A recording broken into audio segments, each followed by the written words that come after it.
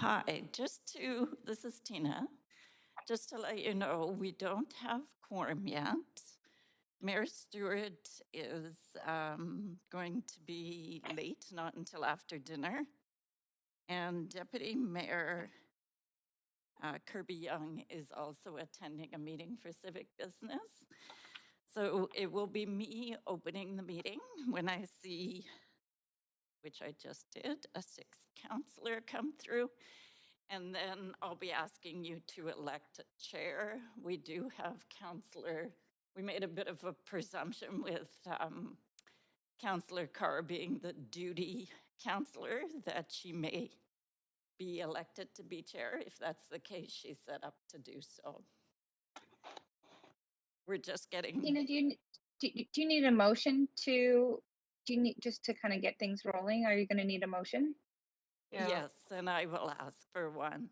Yeah, I have to open the Okay, but meeting. no language is required. Yeah, so I have to do Okay. roll call first. Yeah. We're connecting here with TELUS first, so I'll just take a couple of more minutes.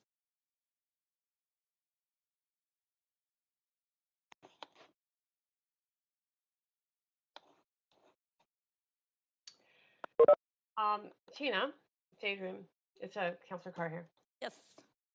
So I just tried to open my the chair RDP and it's not connecting for me. Oh, wait a second. I'm just trying a second time. No, it says it. Oh, it says it cannot find the computer. I guess my computer's not on in the chambers. Okay, How is hearing this? How can you give us a hand?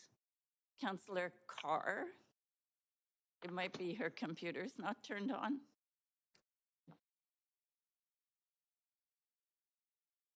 Hi, Councillor Dominato. Can you hear us? Yeah, loud and clear, Tina. Thanks. Okay. We're just taking a few minutes to get going here so that we can deal with the technical issues. Councillor DeGenova, I see you. Can you hear me? Good afternoon. I can hear you, Tina. Can you hear me? Can do. Thank you. Great. Thanks. And Councillor Weeb?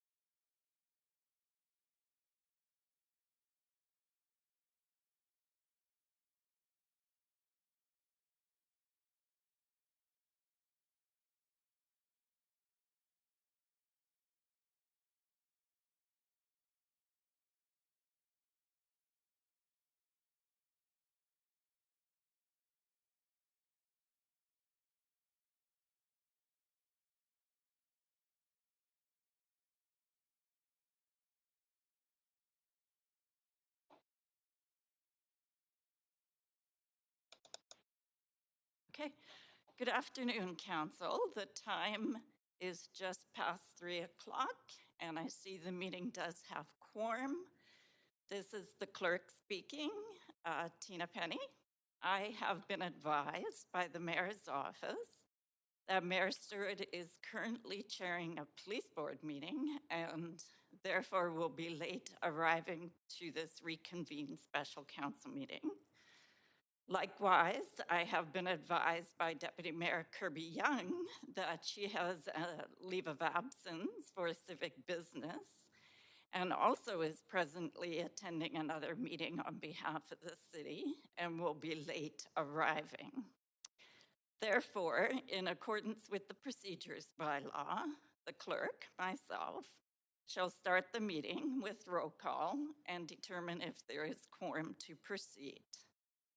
Immediately following roll call, and assuming quorum is achieved, the first order of business is for council members present to elect an interim chair to take on that role until one of the mayor or deputy mayor arrives and resumes the chair role. With that, I will do roll call. Mayor Stewart is on leave of absence for civic business. Councillor Carr. Here. Councillor DeGenova. Present. Councillor Fry. Here. Councillor Swanson. Here. Councillor Hardwick. Present. Councillor Wiebe. Present. Councillor Boyle. Present. Councillor Dominato. Present. Councillor Bly. Present. And Councillor Kirby Young is on leave of absence. The meeting has quorum. So in the absence of the mayor and the deputy mayor, the first item of business following the roll call is to ask for council to elect a chair. Would a council Tina? member like to assume the chair role for this meeting? Tina, I was going to nominate someone based on the deputy roster and duty counselor. I believe that Counselor Carr is currently the duty counselor, and if she's willing to accept, I'd like to nominate her or move a motion to suggest she be chair until the deputy or the mayor arrives.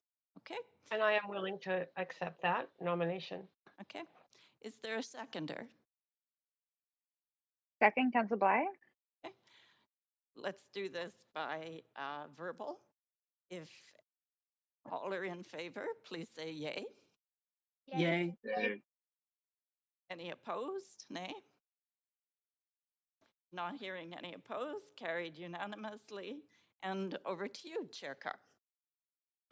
Great. Thank you so much. And Tina, if you wouldn't mind opening a Jabber so I can follow the speakers list as you identify speakers by number. I haven't been invited into that. That would be great. So good afternoon, everyone. Welcome to the Vancouver City Special Council meeting of Thursday, October 7th. We are reconvening from October 5th and 6th. This meeting is being convened by electronic means as authorized under Part 14 of the Procedure Bylaw and the City of Vancouver Electronic Meetings Regulation. Council members and the public have the option to participate by electronic means or in person. Please note, if my connection is lost during any portion of this meeting, we will recess the meeting until my connection is restored. And if a council member loses connection during the voting process, staff are available to get you back online quickly while the voting is suspended and the contact information has been circulated to you. Video of council members speaking, presentations, and vote results will be projected on the live stream when they're available. Council members participating by electronic means are reminded to please enable their video to ensure quorum is maintained during this meeting. I'll start by acknowledging that we are on the unceded traditional territories of the Musqueam, Squamish, and Tsleil-Waututh nations. Thank them for having cared for this land and look forward to working with them in partnership as we continue to build this great city together. And I also want to take a moment to recognize the incredible contributions of the City of Vancouver staff who work hard every day to help make our city an incredible place to live, work, and play. The plan for the day. Um, First of all, I just want to make sure the public knows that they can listen to the proceedings via the city's website or YouTube link, and you can follow along on Twitter at Vancouver City Clerk for updates on the progress of the meeting. The video of council members speaking, presentations, amendments, and vote results are projected to viewers when they are available. Any comments on agenda items can be sent to council using the web form on the city's website, and the link to that form will be tweeted out on at Van City Clerk. I also want to note that Vancouver's long-standing commitment to equity, diversity, and inclusion, including utmost respect for all genders. And I remind council that when addressing speakers and staff, we will avoid using gendered honorifics and will instead refer to the person by first and last name, role, or title. So reminding you all, on Wednesday, October 6th, council completed items 5 through 8 and started hearing speakers on item 9, which is members' motion, saving drugs with a community-led compassion club model for safer tested drugs. Today, we will begin hearing from speaker 37. Just to go over the plan for the day, there will be a break at 5 p.m. for dinner. We will reconvene at 6 p.m. And should we not complete our business on the agenda before 10 p.m. today, we will recess and reconvene next Wednesday, October 13th at 3 p.m. So we are on agenda item 9, Saving Lives with a Community-Led Compassion Club Model for Safer Tested Drugs, moved by Councillor Swanson, seconded by myself. Last night we heard up to speaker 36. Our first speaker today is speaker 37, Brennan Lee. Hi there. Am I on?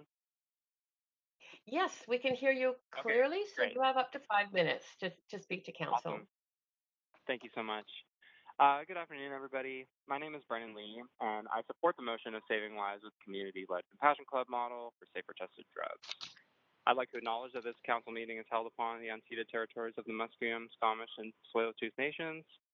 I live in Vancouver, and I'm the administrative lead for the Tenant Overdose Response Organizer TORO program, an initiative wherein lead tenants in the most at-need private SROs in the downtown east side provide their neighbors with naloxone training, community connections, and social support. I really only want to raise a single point of contention with the major rhetoric of the council yesterday, which seemed to be that the Drug User Liberation Front would be gathering these drugs by illicit means, namely the dark web, and the ethics of that. In May of 2021, the council submitted a proposal to Health Canada asking for an exemption from the CDSA for people to be able to possess drugs for personal use. In doing so, you effectively sanction drug procurement through the illicit means of the unpredictable and volatile street market by individuals. But I don't see the logic in allowing people to buy unsafe drugs for themselves, but not allowing a group to buy safe drugs for others. And I don't see the logic in giving people the right to have drugs, but not the right to have them be safe and clean. The Drug User Liberation Front can provide a stopgap system wherein illicit drugs are tested and reintroduced to market for no profit until a legal supply is provided, which proves to be a safer method meant only to stop death and is not more morally reprehensible than other options. But what does seem to be, to me, more morally reprehensible, however, is putting red tape across all low barrier avenues for individuals to acquire safe medicine.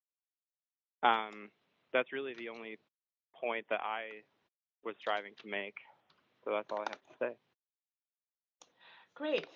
Thank you very much. And Councillor DiGenova, I have your name on the list. Are you, is that a holdover from yesterday? Councillor DiGenova? You may be muted.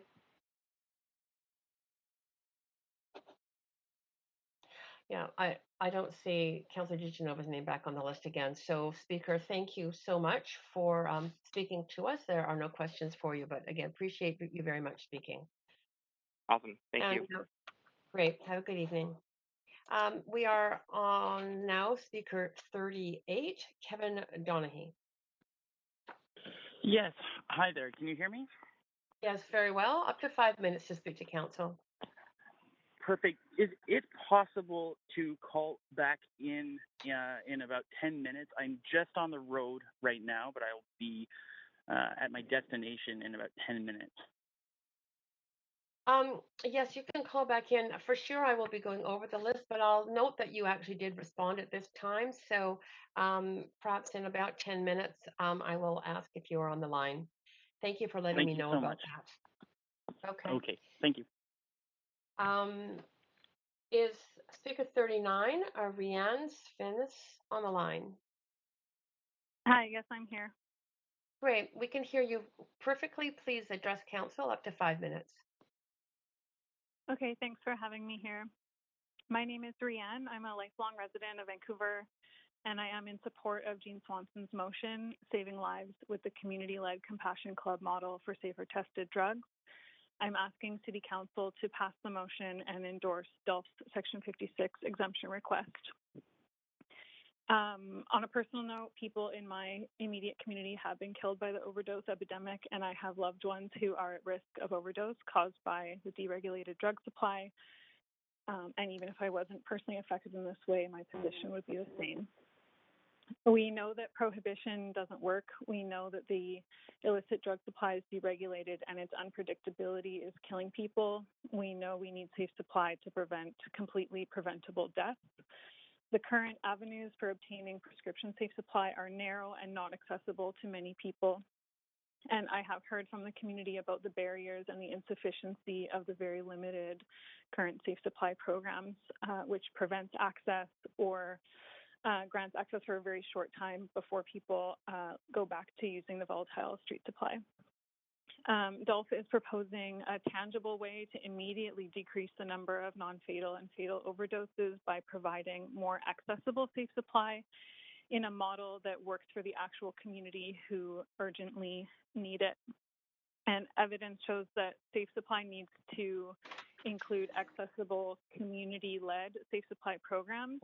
And as it says in the exemption request letter by DELF, peer-led interventions significantly extend the reach and effectiveness of existing programs that are not peer-led and should be regarded as an essential component of the response to the overdose crisis.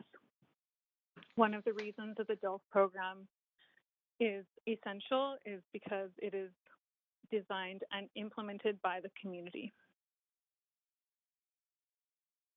If you've ever thought or said, I wish there was something we could do, or I wish there were better solutions, this is that. This is the moment where there's a better strategy and where there is something that you can do.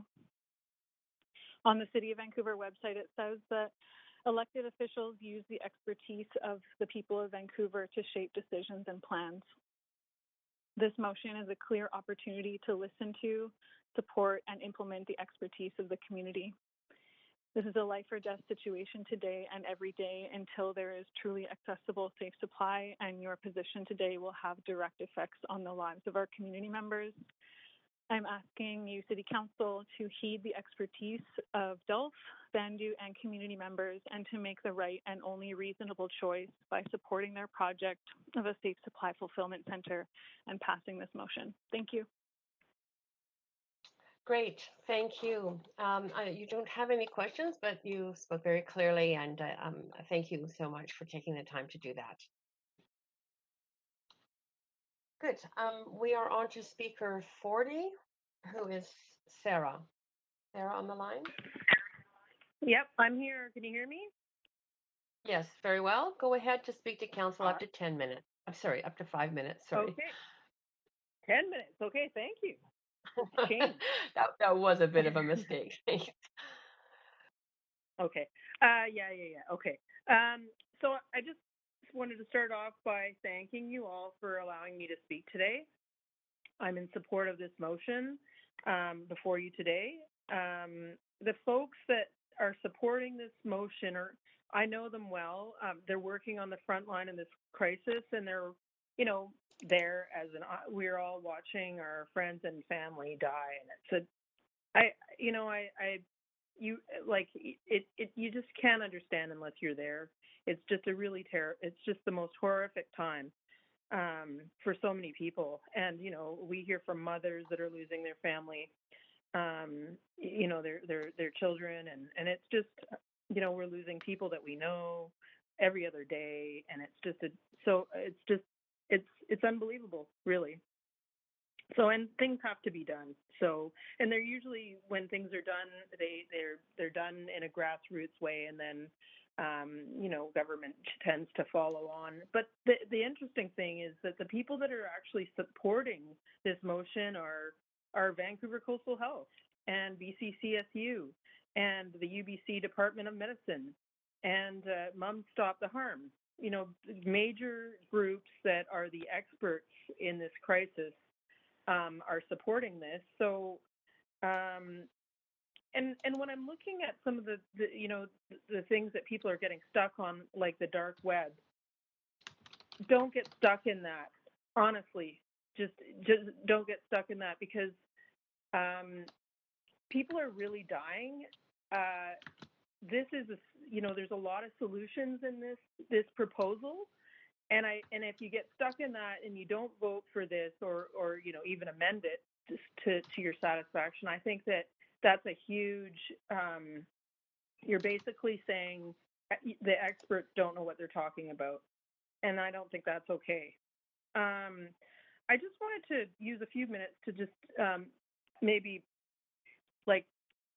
go through some of the things that some other mayors have said in the past. Sam Sullivan said legalizing hard drugs has been long championed as a better way to deal with drug issues rather than criminalizing them. And Larry Campbell said,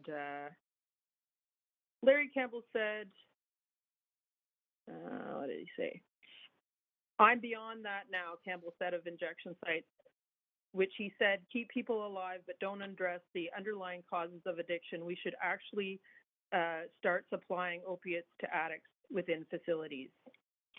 And then I was looking, I was reading through some of the things that Philip Owen had said, and what it came down to is that he didn't really care what people thought. He knew in his heart that the right thing to do was to help people, and it takes political courage to do that. And I think that you all really have to understand that it's going to take political courage here, and you guys have this opportunity to be courageous here and do the right thing and be leaders here. If you just simply get in the weeds and vote it down due to a few things that could be amended, it just wouldn't. It would be a very sad situation. Also, I would like to say that as a place where we see up to 900 people a day, I would do anything to be able to send people to a place where there are people, the experts that I trust, that would be able to, have a drug supply that has been tested, because they're going to test the drugs, that they're going to know that the drugs are safe. And then we could be able to get that to our folks so that they weren't dying. I really at this point would do anything for that. So, and also there's Fair Price Pharma, who they're ready to go. They have a supply that's a legitimate supply. You know where the drugs are coming from. Pharmacists. Perry Kendall, the former Bonnie Hendry, is involved with that. BCCSU. There's a lot of ways to get safe supply to people through this program in front of you today. So I think actually, if you could just wrap up, but you just are a little bit over time. I've wrapped up. It's okay. You've got quick questions from several councillors. If you wouldn't mind holding on the line to get to their questions. That's okay. Yep. No okay. problem. Okay, thank you. Councillor DeGenova, you're first, up to 3 minutes. Hi, Sarah. Thanks so much for waiting Yeah, 3 whole hey. days to speak. And I Don't worry, I really not a problem. appreciate I appreciate you taking the time. And sorry, I'm gonna fire these questions quickly because we only got 3 minutes now. But That's okay. Vancouver Coastal Health, like I really appreciate the work that you're doing to save lives. I know that we have to save lives. Yes, to save supply. I've said it. I think the Naomi trial was maybe ended too soon, and we should have reduced the barriers. But you had mentioned Vancouver Coastal supports this, but this actual proposal that DULF has put together is about buying this supply. Like it's one organization buying large amounts of supply on the dark web. And I'm wondering, I mean, do you know if Vancouver if you Coastal look at supports that? if you look at the proposal, it's more than that. And honestly, Councillor DeGenova, if you're looking at that one item and I would just suggest that and to do it a different way and just ask them to amend it in some way where you're going to a legitimate source, something that you would be happy with, as opposed to throwing the whole thing out, in your opinion. Yeah. So I would suggest, I mean, I don't agree. I think that the fact that they're trying to get a source of drugs and then they're going to test it, it's going to save lives. So I don't agree with what you're saying here, but at the same time,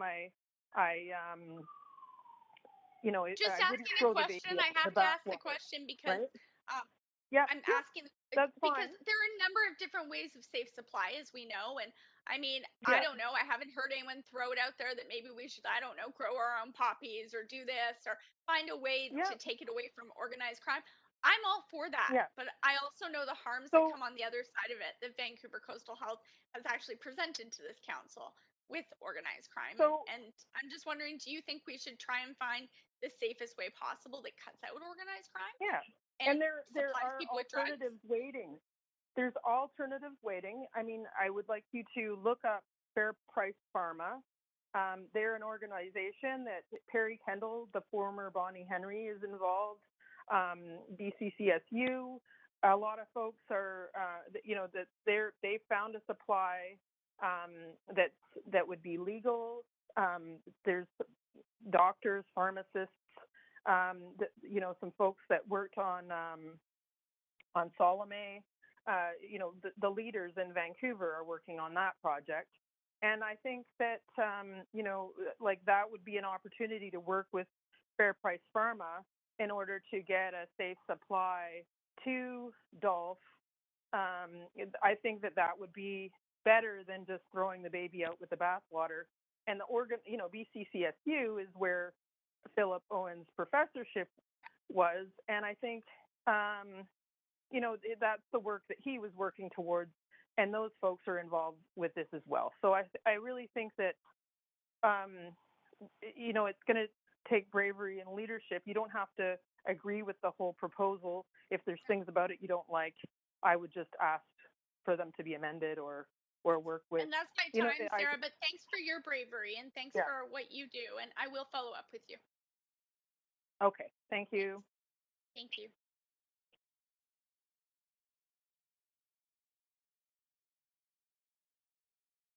Is that it? Yeah, no, Hello? I'm I up. think there's another Questions. counselor. I just want to make sure we have the Hi, chair on Sarah. the line still. Yeah, she's Hey. there. Hi, Sarah. Thanks for coming today.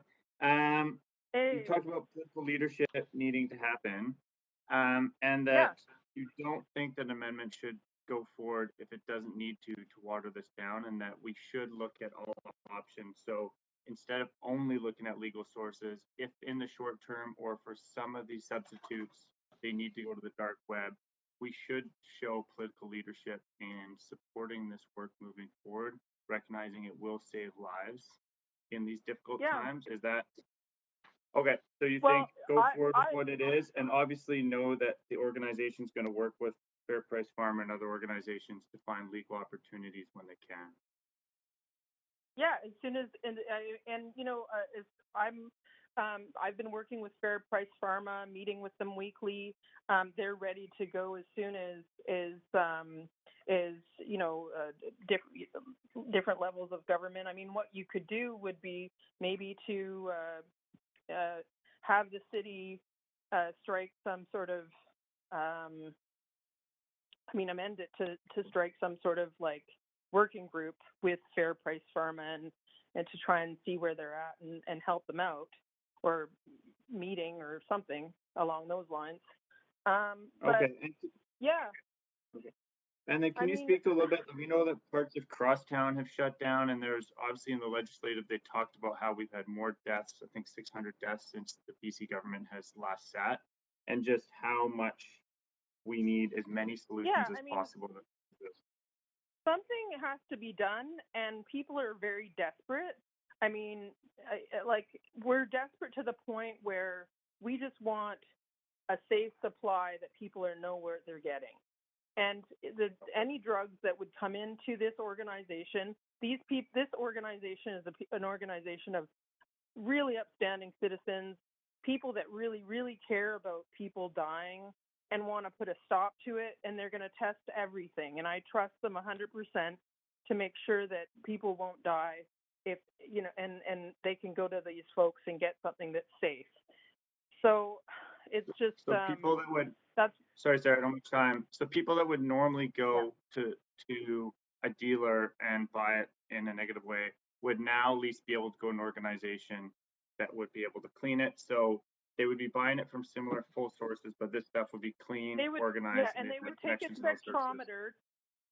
They'll take a spectrometer to it, which will test it to see exactly what's in it, so people will know exactly what they're getting, and they're getting it from a reputable source of people who care, that aren't going to try and give them, or don't care enough to give them plaster or pig dewormer or everything else under the sun. And honestly, it may still be, somewhat illegal in one manner or another, but it's at the same time, it's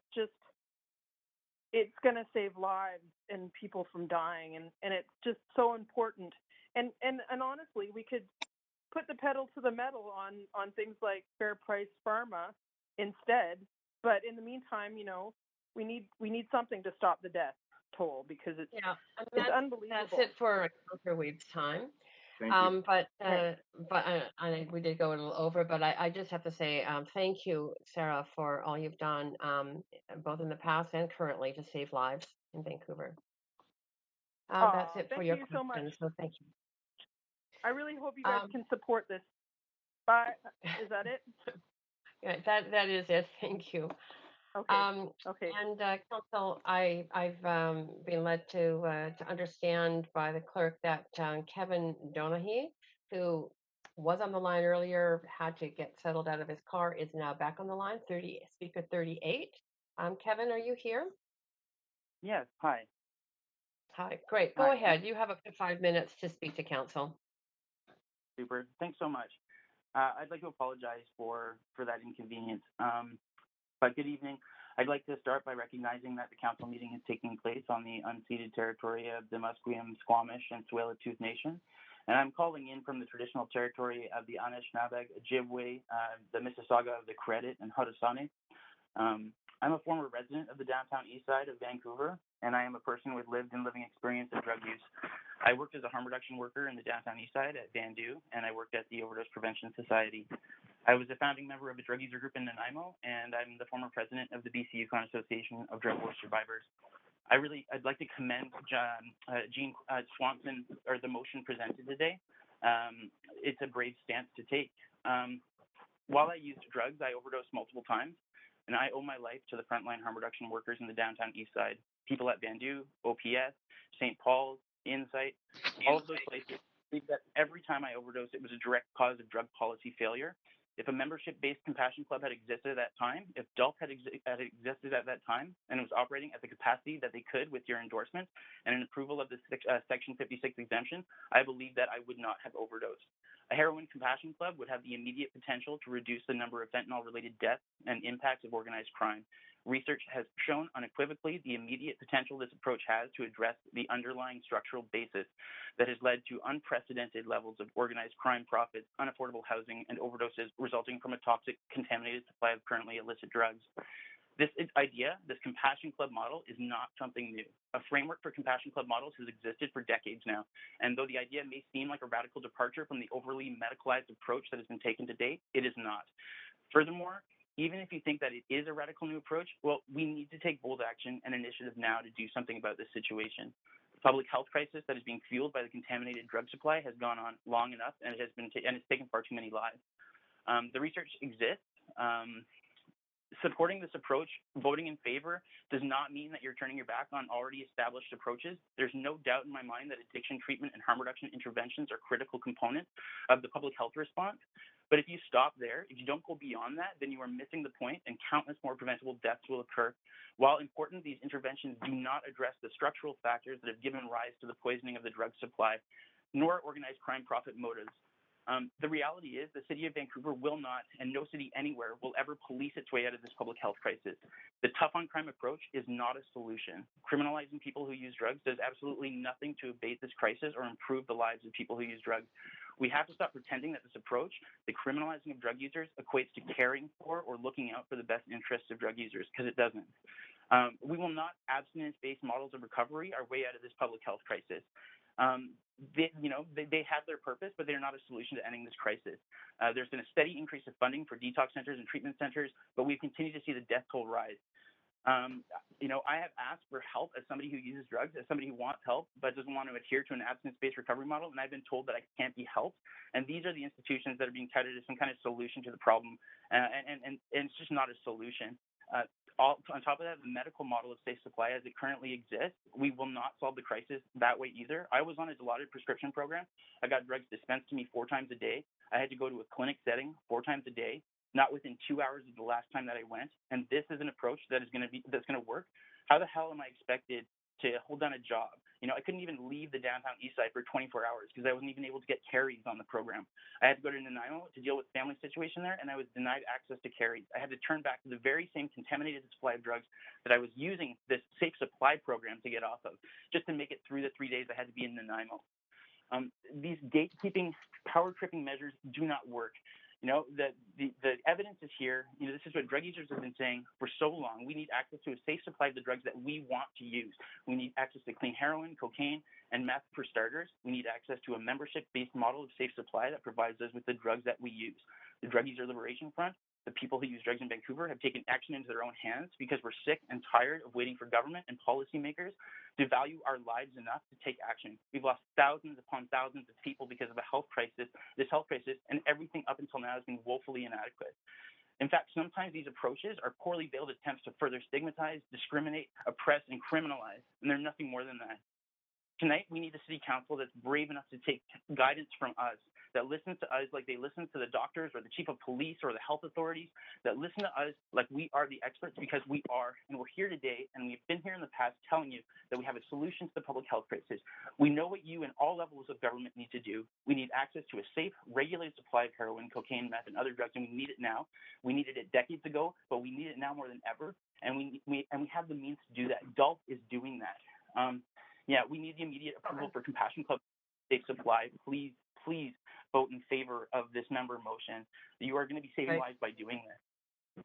Thank you so much. You spoke very quickly, just a little bit over time, but thank you. And you do have some questions, if you don't mind staying on the line to answer them. Yeah, of course. Yeah. Sorry for having to talk so fast. There's a lot of things that I wanted to. That's okay, Councillor Swanson. Go ahead. You have up to 3 minutes. Oops, Councillor Swanson. I'm so sorry. You somehow Yeah. Can I start now? Yes, you can start now. Go ahead. Thanks so much for coming and for your presentation. I think it's really important for people to understand what it's like from the point of view of people who use drugs, who are the real ones who know. One of the things that's catching up some of the counselors is the idea that these drugs could be accessed from criminals, and that seems to be holding them back from supporting it. How would you answer that issue? I would answer that issue by saying that this is not being purported to be a solution, and like a long-term solution. Like adults, if they could access a regulated supply of heroin, cocaine, and methamphetamine that is produced in this country and is regulated, they would do that immediately. But the fact is the legislative framework doesn't exist. The framework doesn't exist at this point in time to provide the Drug User Liberation Front with that regulated safe supply. So we've gone to what the lengths that we've had to go. They're going to the lengths that they have to go to provide people with a safe supply now, because 7 people in Vancouver are dying every single day. In the time that this motion was put on the table 3 days ago, 21 people in Vancouver are dead, right? So that's why, right? Yeah, there's the risk that that they don't know where the drugs are coming from. They don't know all of the intricacies. But that's not the solution. That's not the issue on the table tonight. The issue on the table tonight is that 7 people died today in the province of BC that shouldn't have died, and they wouldn't have died if they had access to the drugs the Drug User Liberation Front is distributing. We have the means to test these drugs. We have the means to determine what's in them, and why shouldn't someone who uses drugs have access to that information, just like anybody who drinks alcohol or uses other substances that are legal has access to to know what the information and know what they're doing. Like, people deserve the right to be able to make an informed decision. This is at the basis of it, it's about consent, bodily consent. So saving lives is more important than being able to say you never dealt with a criminal. Well, what I'm saying is to say that you support decriminalization, but you don't support the approach to the Drug User Liberation Front is hypocrisy at its finest. Like, if you support decriminalization, then you support what the Drug User Liberation Front is doing, because they're doing, what we're asking for is the legal green light to distribute these drugs, without being criminalized. Or, so if you support decrim, but you don't support what the Drug User Liberation Front is doing, then you don't support decriminalization. You don't. It's that's not how that works. And that is it for Councillor Swanson's time. But you do have more questions. Thank you, Councillor Swanson. Councillor Dominato, for you, up to 3 minutes. Thanks, Chair Carr, and thanks for calling in and sharing your perspective, particularly a lived experience. I think that's really valuable. I wanted to ask you a question just to contextualize, I think, the question that Councillor Swanson was asking around concerns that were raised about the dark net. It's not, and the question I guess is for you is are you aware that it's not about necessarily just the criminal activity, it's the unintended consequences of other harms of people losing their lives because of supporting organized crime and terrorist groups, like teenagers who are recruited into gangs and then killed because they're lowest on the totem pole and lose their lives because they're part of those organizations. And so I'm curious if that's part of your awareness of the dark net, and this comes from talking with a number of experts in this area. So I'm sorry, but this argument has been brought up so many times in the course of these proceedings that it honestly feels offensive. It feels like it's being used as a way to derail the conversation, the subject that this is all about, which is about saving the lives of people who use drugs in the city of Vancouver. So, the reality is that we don't know what's going on. We can't track the source of these drugs. We can't track who's been involved. But the reality is that there's billions of dollars of illegal drug activity going on in the city of Vancouver, that is not being spectrometer tested, that's not doing anybody any good. That's that is contaminated supply. It's contributing to contaminated supply. And here's a program that seeks to source the cleanest supply and test it to confirm that and distribute it. Like, I'm sorry, but the thing is that you're just trying to derail the subject. Yes, of course, I think that sex trafficking is wrong. Of course, I think that murdering, child porn and murdering and pedophilia is wrong. Of course, I think all of these things that the dark web is associated with, that the experts say the dark web is associated with, are wrong. Like, who wouldn't think that that's bad? But that's not the issue we're talking about tonight. We're talking about giving people in the city of Vancouver who use drugs access to a clean, regulated supply of drugs, and that's what DULF is doing. This conversation and the questions, they keep ensuring that people who use drugs remain criminalized. That's when you talk about criminalization, you talk about criminal element, by refusing to acknowledge the impact that you're having on people who use drugs. If people who use drugs are criminalized constantly. Every aspect of our lives is criminalized. So I don't know. I think you have to look at the pros and cons here. You have to weigh your options here. And yes, if we could source it, we would. DULF would. Yes. That is your time, Councillor Dominato. Did you have a question? Just the speaker was cutting out. It may have been my own connection. And just to clarify, if the speaker was suggesting, I think that I'm criminalizing the behavior, that's not at all been my question. I moved a motion around safe supply at this council. So I just want to be really clear on that point to the speaker that that's not what I was asking about. I was asking about terrorist and gang activity.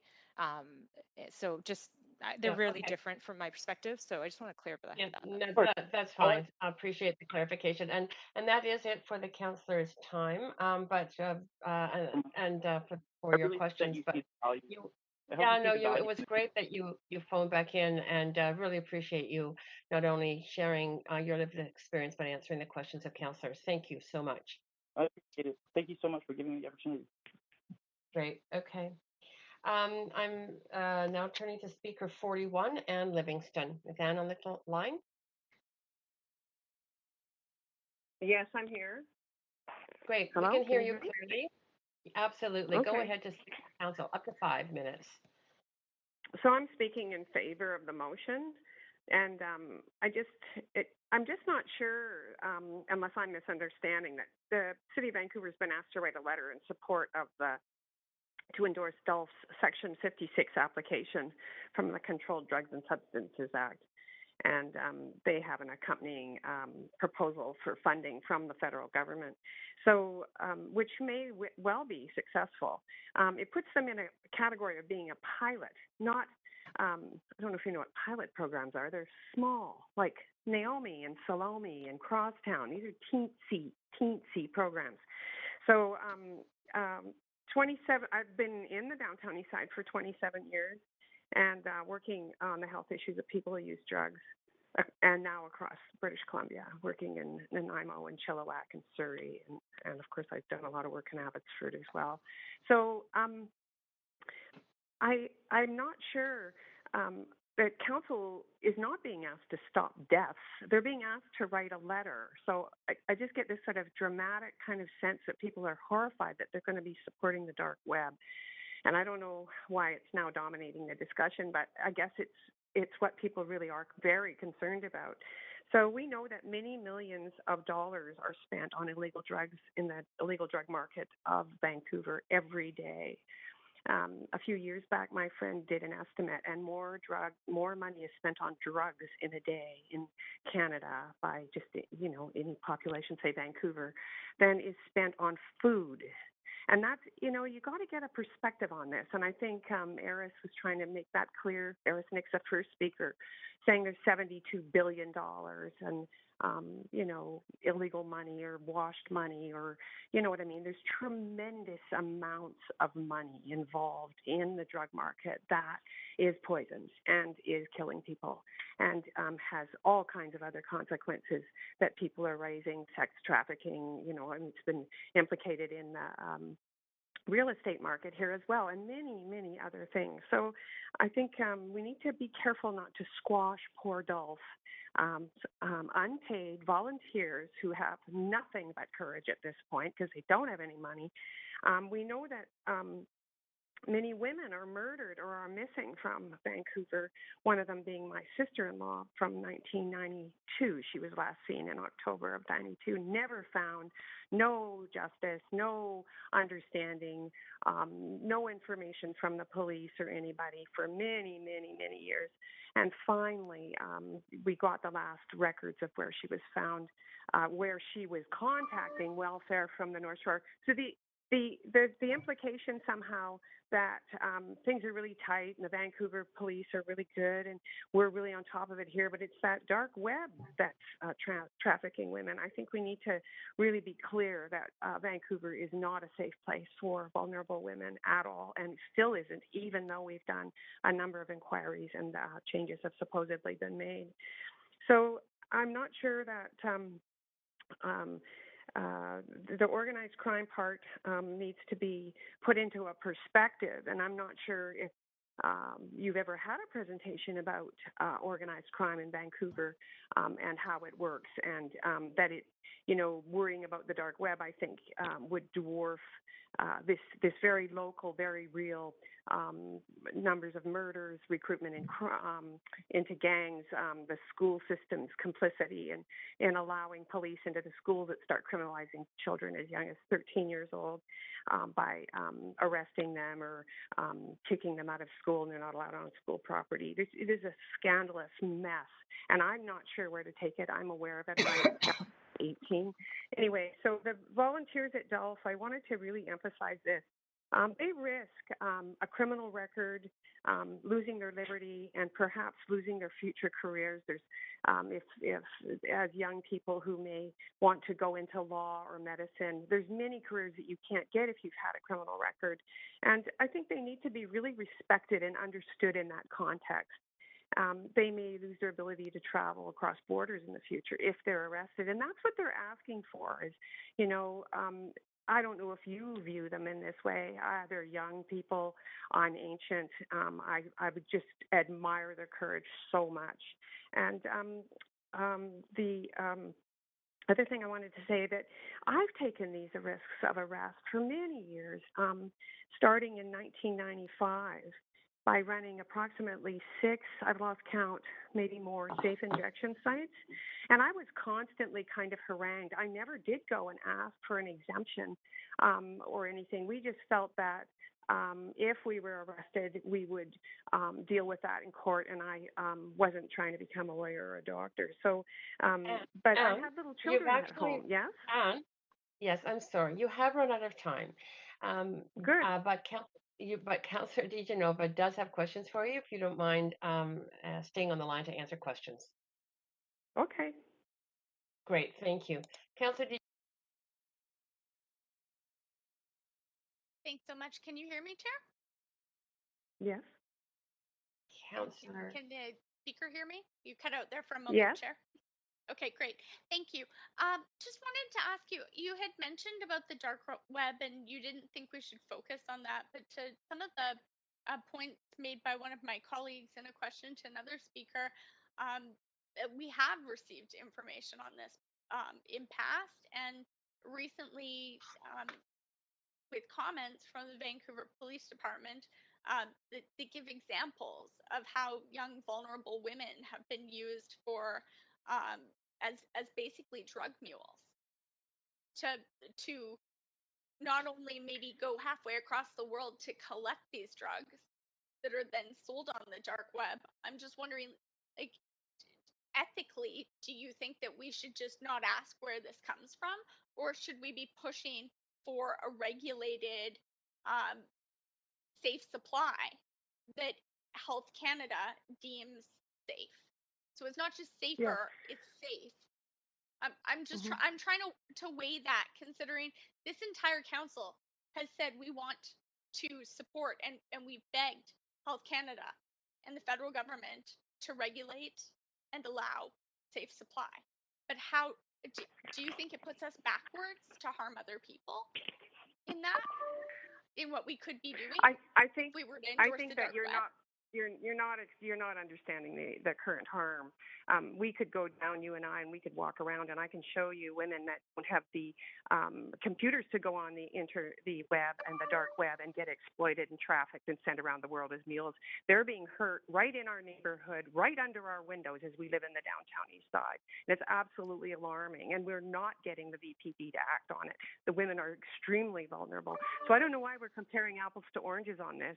This is just a morass of hell, of the worst kind of behavior you can imagine, with drugs and drug debts and that kind of thing. And what Buyers Club will do is introduce a kind of morally correct, well thought out program that can switch from wherever they're getting it on the dark web to some farmer that wants to grow, or some chemist who wants to take poppies grown in British Columbia and illegally turn them into heroin. They're doing it with fentanyl right now. I think there's a point being missed here, and if it's that more middle class children are lured into the dark web because they actually have computers, then the kind of vulnerable children that I'm seeing really, really hurt by our local drug supply. I think that the DOLF initiative is well worth supporting and will start a whole different culture within drug users who are pretty marginalized. That's my time, Great. but thank you very much for answering my questions and for your time today. Thanks. Yep. Thanks, Councillor DeGenova. Thanks, and thanks so much, Anne. Really appreciate all that you do and you coming to speak to council. Thank you. Is Speaker 42, Ryan Hong, on the line?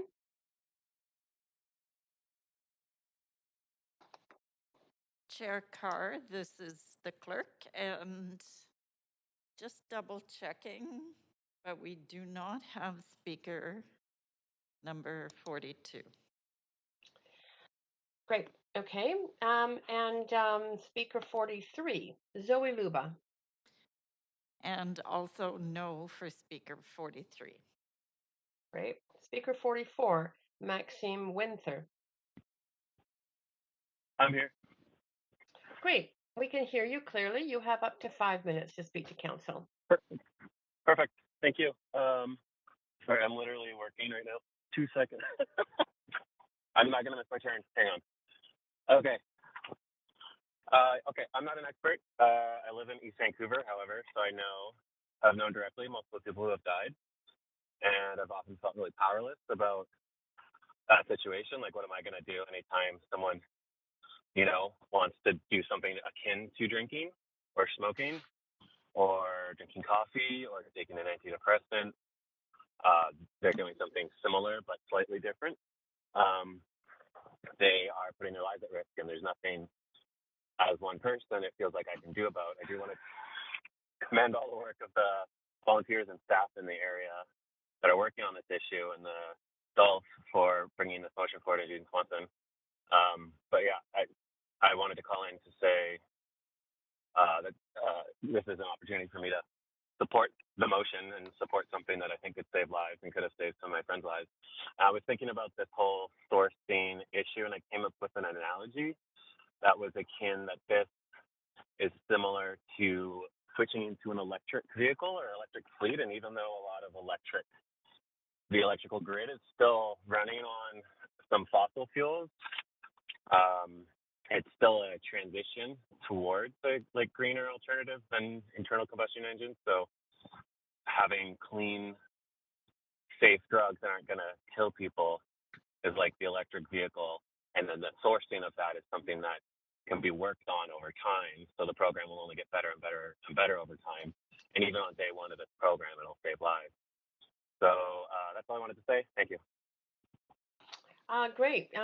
That was very clear. There are no questions for you, but you certainly expressed yourself extremely clearly. So thank you so much for speaking to council. Now we're turning to Speaker 45. I'm just making sure. There, 45. Samara Mayer. Samara Mayer on the line. Can you hear me? Yeah, we can hear you fine. Go ahead up to 5 minutes to speak to council. Okay, thanks. Hi, good afternoon. Thanks very much, Mayor and Council, for hearing this motion and speakers over the last days. I'm Samara. I'm the chair of the Vancouver chapter of the Canadian Students for Sensible Drug Policy. We're part of a national organization of youth and students who are concerned about the negative impact our drug policies have on individuals and communities, and we advocate for evidence-based responses to reduce and prevent harms associated with drug use and drug criminalization. So we're therefore very supportive of the proposal for an exemption to operate a community-led compassion club that will save lives. It's clear that the drug toxicity deaths in Canada are being driven by the illicit and unregulated drug supply, and this initiative will provide people with access to a safer supply. As a representative from CSSDP, we're focused on youth and students. I'd like to take a moment to focus on the perspectives of younger people under the age of 30. So since a public health emergency was first declared in 2016, over 1,500 young adults under the age of 30 have died from overdose in BC, and across Canada, young people account for 1 in 5 fatal overdoses. Moreover, young people continue to face long-standing harms related to substance use and its criminalization, including the separation of youth from family due to drug decriminalization within the child welfare with the system, restricted economic opportunities due to criminal records, and coercive treatment measures. These harms continue to be the greatest for over-policed groups such as Indigenous, racialized, gender diverse, and queer youth and youth in care. Our city's overdose emergency response must engage with younger people and consider innovative strategies to save the lives of young people who use drugs. Young people also need access to a safe supply program that works for them. There's many barriers, which we've heard about through the last speakers and through the presentation, to the current models of safer supply and drug treatment programs, specifically for youth. There's many gaps in services and supports for this population, and they haven't been meaningfully addressed. For instance, there's still no youth-specific overdose prevention sites, and current treatment models really overemphasize abstinence and coercive or forced treatment measures. We're quite in support of this proposed Compassion Club model because it has a strong potential to reduce much of the harms associated with drug use for young people over the age of 18. Members from CFSDP have worked closely with Vandu and some members from DOLF to advance drug policy and programming efforts that specifically impact youth. And while they're not youth-specific organizations, we know that DOLF is a leader in understanding and meeting the needs of young people who use drugs. From the outset, the needs of younger people have been represented through every stage of this initiative, from inception to day-to-day operations, and the integration of younger people with lived experience in project implementation and design is unfortunately really rare in the landscape and services and programs for this population. This application, therefore, also represents one of the first initiatives to have the needs of younger people represented in an intervention which has led and will continue to lead in reducing risks of associated with drug use and overdose. So beyond one, there's an urgent apparent need for this innovative intervention. Two, there's unique capabilities of DOLF in implementing this initiative. And three, they have strong community support. There's also a substantial body of evidence-based research supporting the need for both safe supply initiatives and initiatives led by people who use drugs. Just to end on that, in just another capacity, I'm also a research coordinator and PhD student at the BC Centre on Substance Use, and I've worked on qualitative and ethnographic research since 2017. I've evaluated overdose prevention sites, injectable opioid agonist treatment, and tablet hydromorphone safer supply initiatives. And I've interviewed hundreds of people about their experience in the overdose crisis, where they've shared their struggles with an ever-shifting and dangerous toxic drug supply in the context of harmful criminal drug policy. And a really consistent through line of this peer-reviewed published research is that models developed by people with lived experience work.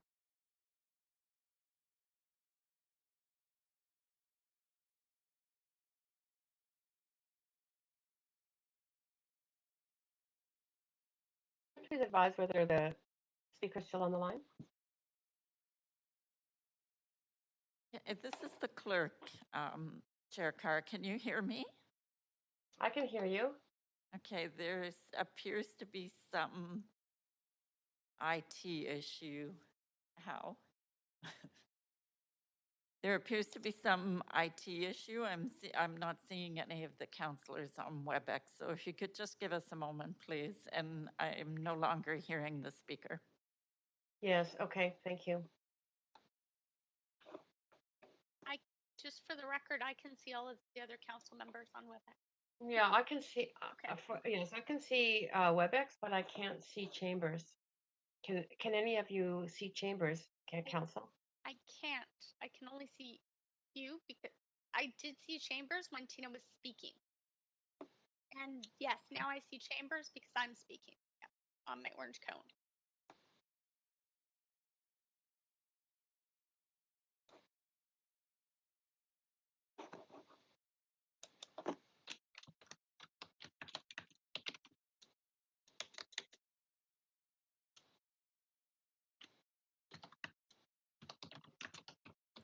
Chair Carr, this is the clerk. Yes. It seems to be an internet problem. We've also lost our live feed, I think. Okay. We can see the Chambers. Yeah, I can see you again. We had lost your visual, but it came back.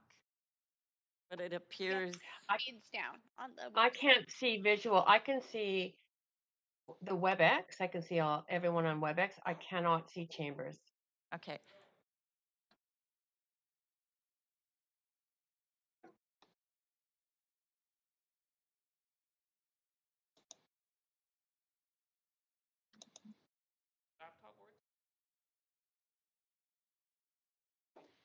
Chair Carr, I think what we're going to do is put a short break up on the screen to indicate we're having technical difficulties. That makes sense. How long of a break would you like? Let's make it 10 and see where we go from there.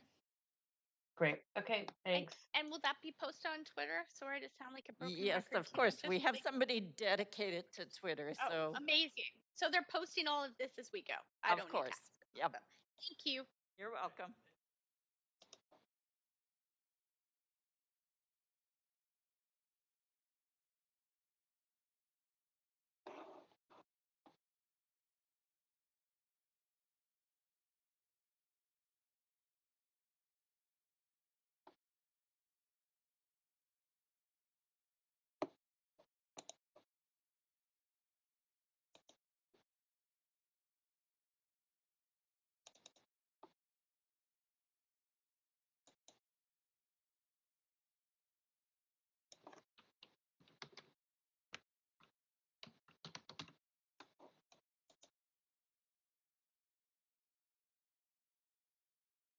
Testing, testing. Tina H., could you please speak? Can you hear us? Oh, hi, Tina Penny. Yes, I can. Can you hear me? The Tinas, okay. Thank you. And Tina, I did reconnect. I just went back and reconnected, so I can see Chambers again. I mean, I've got my my share screen as well as Chambers. Okay, I'll just do a check with a few of you, but it looks like we might have gotten things corrected. Councillor Hardwick, can you hear us? Yes, I can. Okay, Councillor Boyle? Yes, I can. Okay, I'll just check with Councillor Fry. Yeah, I can hear you fine. Okay, Can you it hear me? seems to have corrected itself. Just give us a moment, Chair Carr, and we'll be able to go back online. Okay. Did we tell people we'd go back in 10 minutes though? We did say 10 minutes, so. I'll leave it up to the chair. I'd be concerned if we'd miss somebody. Yeah, I think that it's been 5. Okay, so we'll give it another 5. Is that what? I think that that's good. Some people might. Yeah. Exactly. Sure, the speakers. Okay. I just can't imagine what it's like to wait 3 days for your turn to speak. Sorry, Adrian. and then you think you have 10 minutes. So sorry. We have the rewards of technology, but there is the downside too.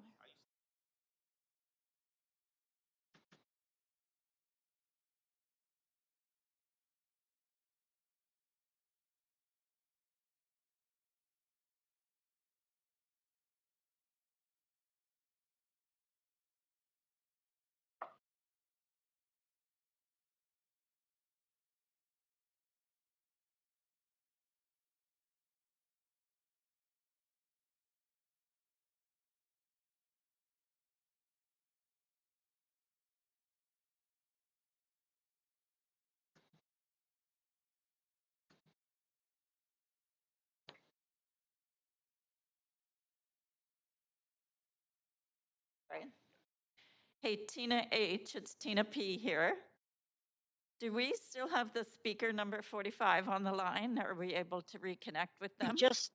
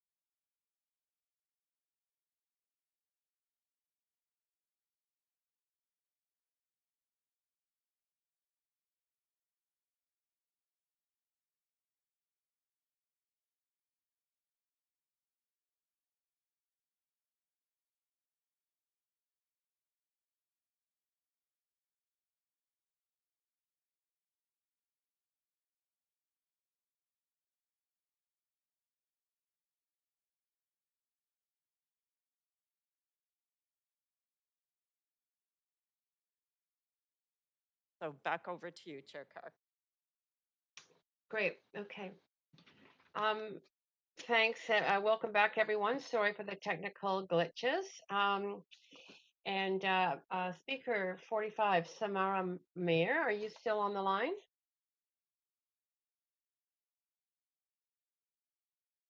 Speaker 45, Samara Mayer. We can't hear you if you, I don't know if you're muted or not, but clerk, if you could just check to see if that speaker is registered on the line. Chair Carr, I'm still having technical difficulties. I'm just checking. Okay, it sounds, I'm hearing it is good now. If you want to try again. Okay. Speaker 45, Samara Mayer, are you still on the line?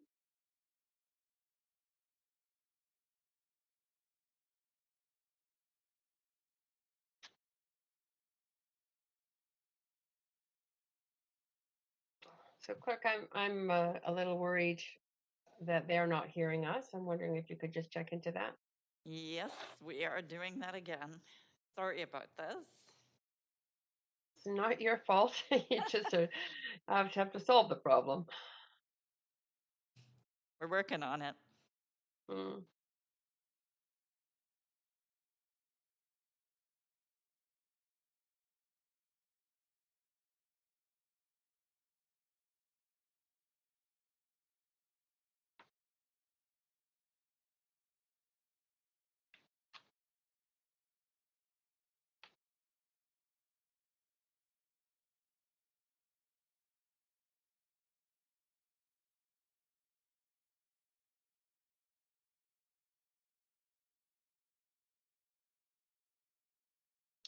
Just so that everybody's aware, we are still waiting. I'm wondering, Tina, if you could possibly estimate the time it might take. If it's more than a few minutes, I suggest we put something up on the screen so that people, on the public screen, so that people are aware that we are in just in a bit of a recess. I'd rather not have it just be blank at this point if it's going to take anything longer than a couple of minutes. Yes, yes, of course. Just going to check first to see if Tina H can hear me and if you can reply if we have the speaker. Yes, Tina P, I can hear you. And do we have the speaker? Yes, we do have the speaker on the line still. That's speaker 45. Okay, thank you. And she's unmuted. Thank you. Okay, I'll try again. Speaker 45, Samara Meyer. If you hear me, could you please respond and you can complete your statement to council.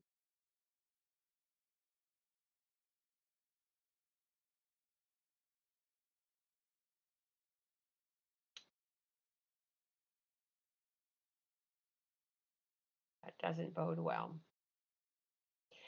Chair Do we have any Carr, other? Chair Carr, Yeah. it's the clerk here. I'm being asked if we could try going to the next speaker to see if it's a speaker Right. issue. Yes, that's great. So, do you have a record of? I could just go through the names. 46, Russ Maynard. Are you on the line? No. 47, Morgan Davis. No. Speaker 48, Joanna H. Joanna G. That speaker should be on the line. Joanna G, are you there?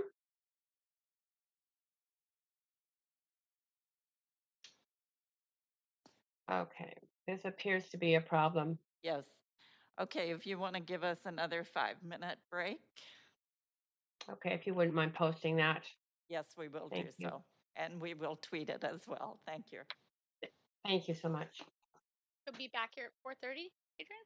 Yes, 4:30 is 5 minutes from now. I'll Thanks. just grab a drink of water. Thanks. Great.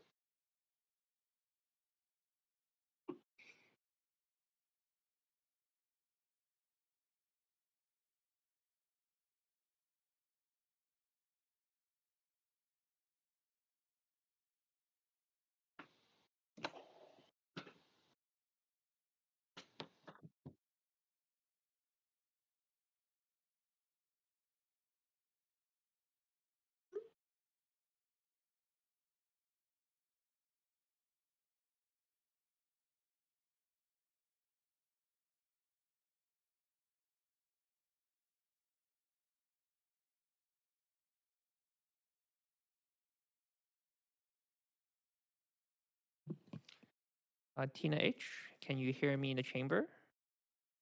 Just checking, are you speaking on Talus or on the WebEx? Oh, hi there, David. I am speaking on the WebEx right Okay, now. because we need to hear you on the Talus line. So are you able to maybe just do a call into Talus line to see if you can hear the chamber currently? You know what? Give me a moment. I'll mute on the WebEx line.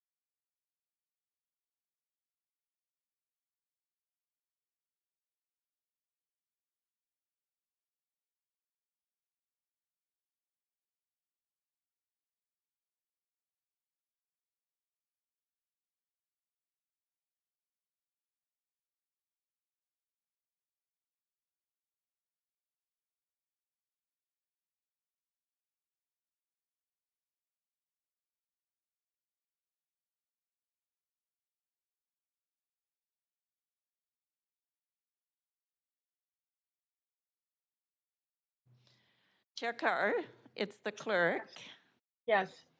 We're still having issues. It appears to be our bridging through the TELUS line with the speakers. So Right. we are continuing to work on it, but we cannot access the speakers at the moment. So I'm not sure if it's possible to predict. These technical issues always are difficult to predict. We are 25 minutes away from our dinner break. And so the decision should be made whether we are going to just assume it's going to take 25 minutes and start a break now, or if it's expected, it might, with some surety, it might be a shorter time. I'm happy to have everybody otherwise.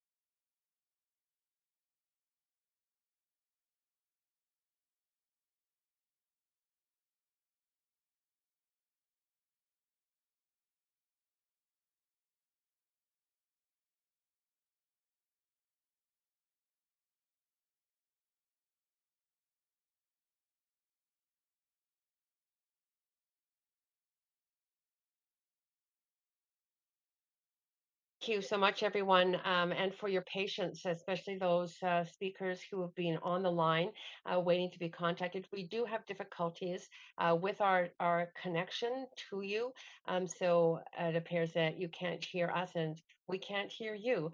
So there is an IT team that will be working on this because we can't estimate that it will be done in any short time. We've decided that we are going to, or it makes sense for us to break early for the dinner time, giving the technicians a little bit more time. Rather than breaking at 5, we will be breaking now and resuming at 6 o'clock. We will be resuming with speaker 45 to item 9. So that's Samara Meyer. She has 10 seconds left, but there may be questions for her. and then moving through the rest of our agenda. That will be posted on the public website, and speakers will also, to all the items remaining on our agenda, will receive a message about this so that they know that there has been a bit of a delay, but we will be proceeding at 6 o'clock till 10 o'clock tonight. So thanks everyone, and have a good dinner break.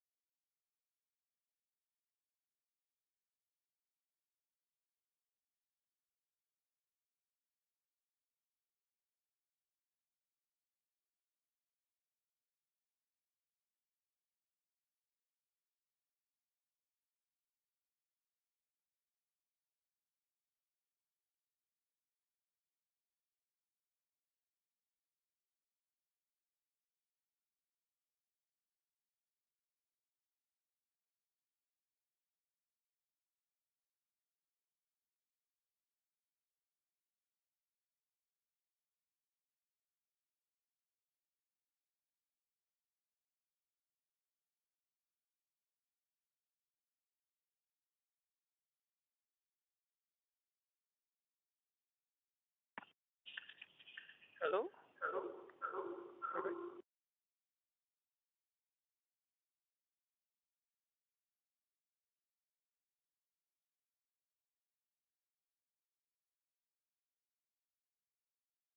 No, WebEx, yes.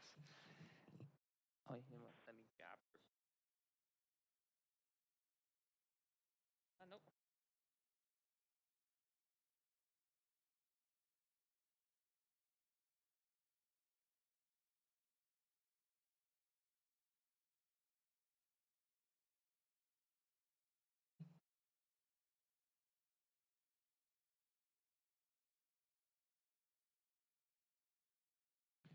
Hi, Tina.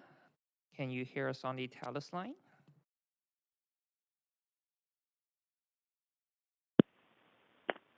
Hello, David. This is Carlos. We can hear you. Oh, awesome. Thanks, Carlos. So we You're should welcome. be back in action at 6 p.m. Okay. Yes, and we have sent out an email to the speakers, so they should join Okay. at 6 p.m. Perfect. So we just pick up where Okay, we left that's off good. at. Okay. Thanks so much, Carlos. Okay, great. Good day. Bye You're bye. welcome.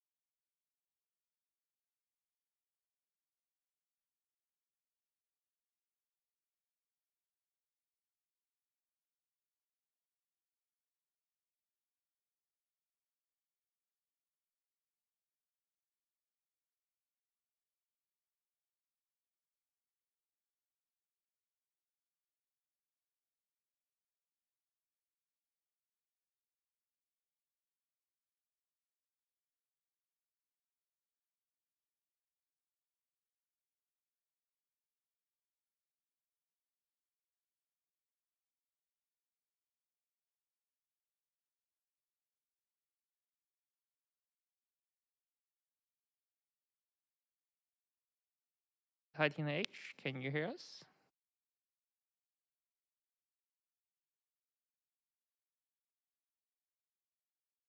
You might be muted on your phone if you're calling from your personal cell. Can you just check that? Can you hear me, Gabe? Yep. Now we can hear you. Thanks, Tina. So Tina, were you speaking on WebEx previously? I did. Yeah, but that was before Okay. the recess. Okay. Okay. This is the TELUS line. Yes. So you calling in the TELUS through your phone, right? So if you're speaking from your phone. I'm calling no through my laptop. Oh, okay, gotcha. Okay. No worries. Thanks. All right. Yep. I'm gonna mute now. Great. Thanks. Perfect.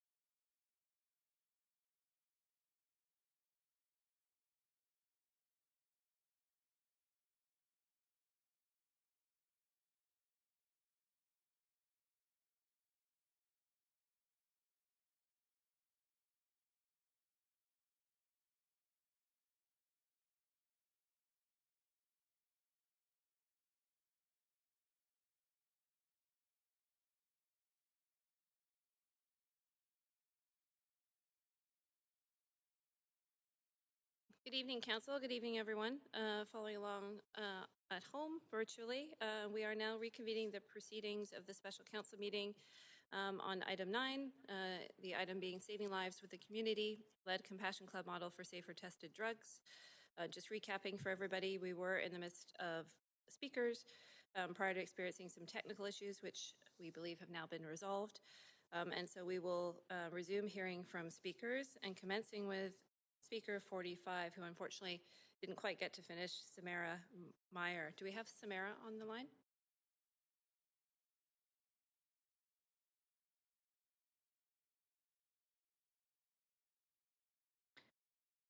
Deputy Mayor, we just are seeing that speaker number 5 was disconnected, but just a moment, I'm just getting a message coming through. Okay. Okay, speaker 45 should be on the line now. Okay, Samara, are you on the line?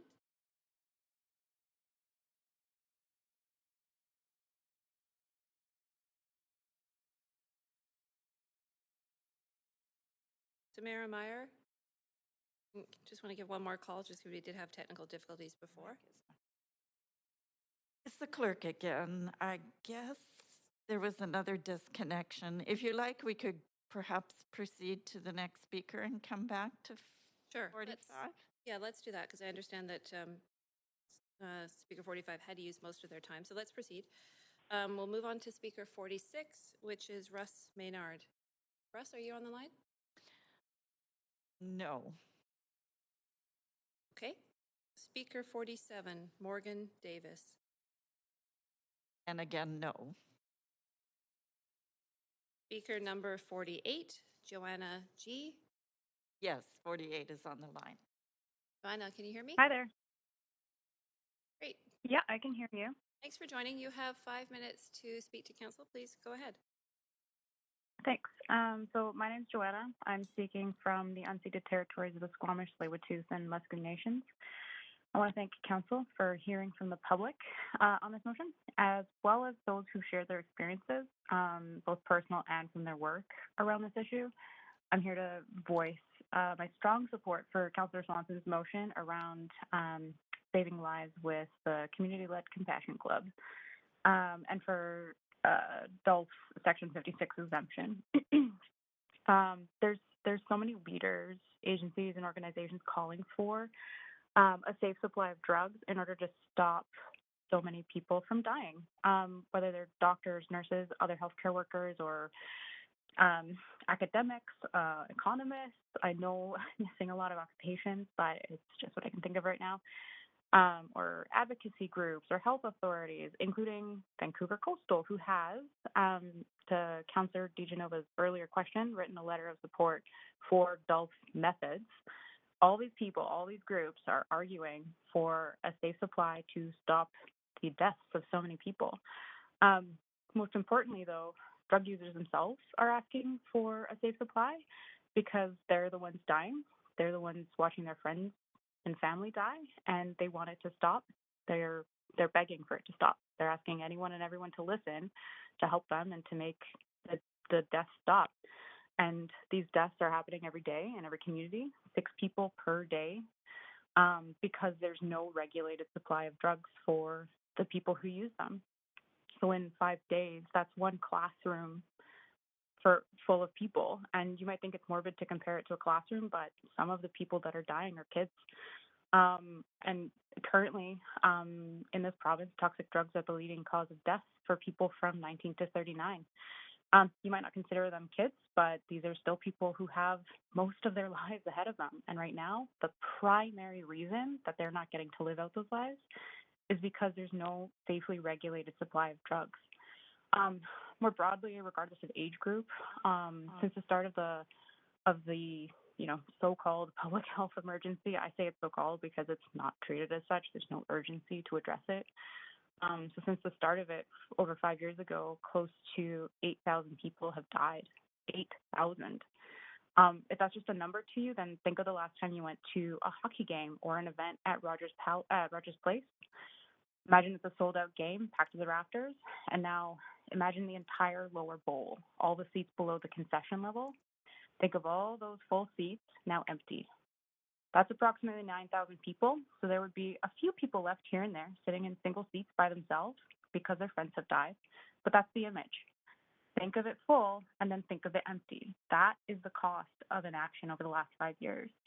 So when a group like DULF has a plan to address this, to stop the death, I don't see how anyone could be opposed. The Drug User Liberation Front has a plan and one that they can implement now, but the risk of criminalization is likely keeping them back. I don't want to speak for them, but I'm assuming that if they're asking for this exemption, it indicates that they want it and that it'll help their efforts. I just want to address one thing. I keep hearing about this dark web issue. I don't know, the way I see it, the motion presents two options, each with different likelihoods of success. The first is to reduce harm, which this motion is 99% likely to do. The second is to eliminate harm completely and entirely from the entire supply chain, which is noble. That's what we all want, but it has a likelihood of success. Striving for it right out of the gate, it's probably going to succeed maybe 2% likely in the next 1 to 5 years. If your goal is to reduce harm as much as possible, this motion gives you an immediate way to do that, which you can follow up with, which I hope that you follow up with to eliminate it entirely. But like, you're trying to win a gold medal in the 100-meter dash without knowing how to crawl yet. So I don't know how much time I have left. Supporting this motion is the right thing to do. Stop letting people die. Stop waiting for others to take care of the problem. Stop wringing your hands and saying, I wish there was something I could do, because DULF is offering a solution. It's not going to fix the problem immediately, but it will help. And the results of that will be fewer people dying. I think that's all I had to say. That was perfectly timed and very clear. Thank you, Sarah. You don't have any questions from council, but thank you for taking time to speak. Thanks. Thank you. Now we're moving to speaker number 50, Lee Gangbar.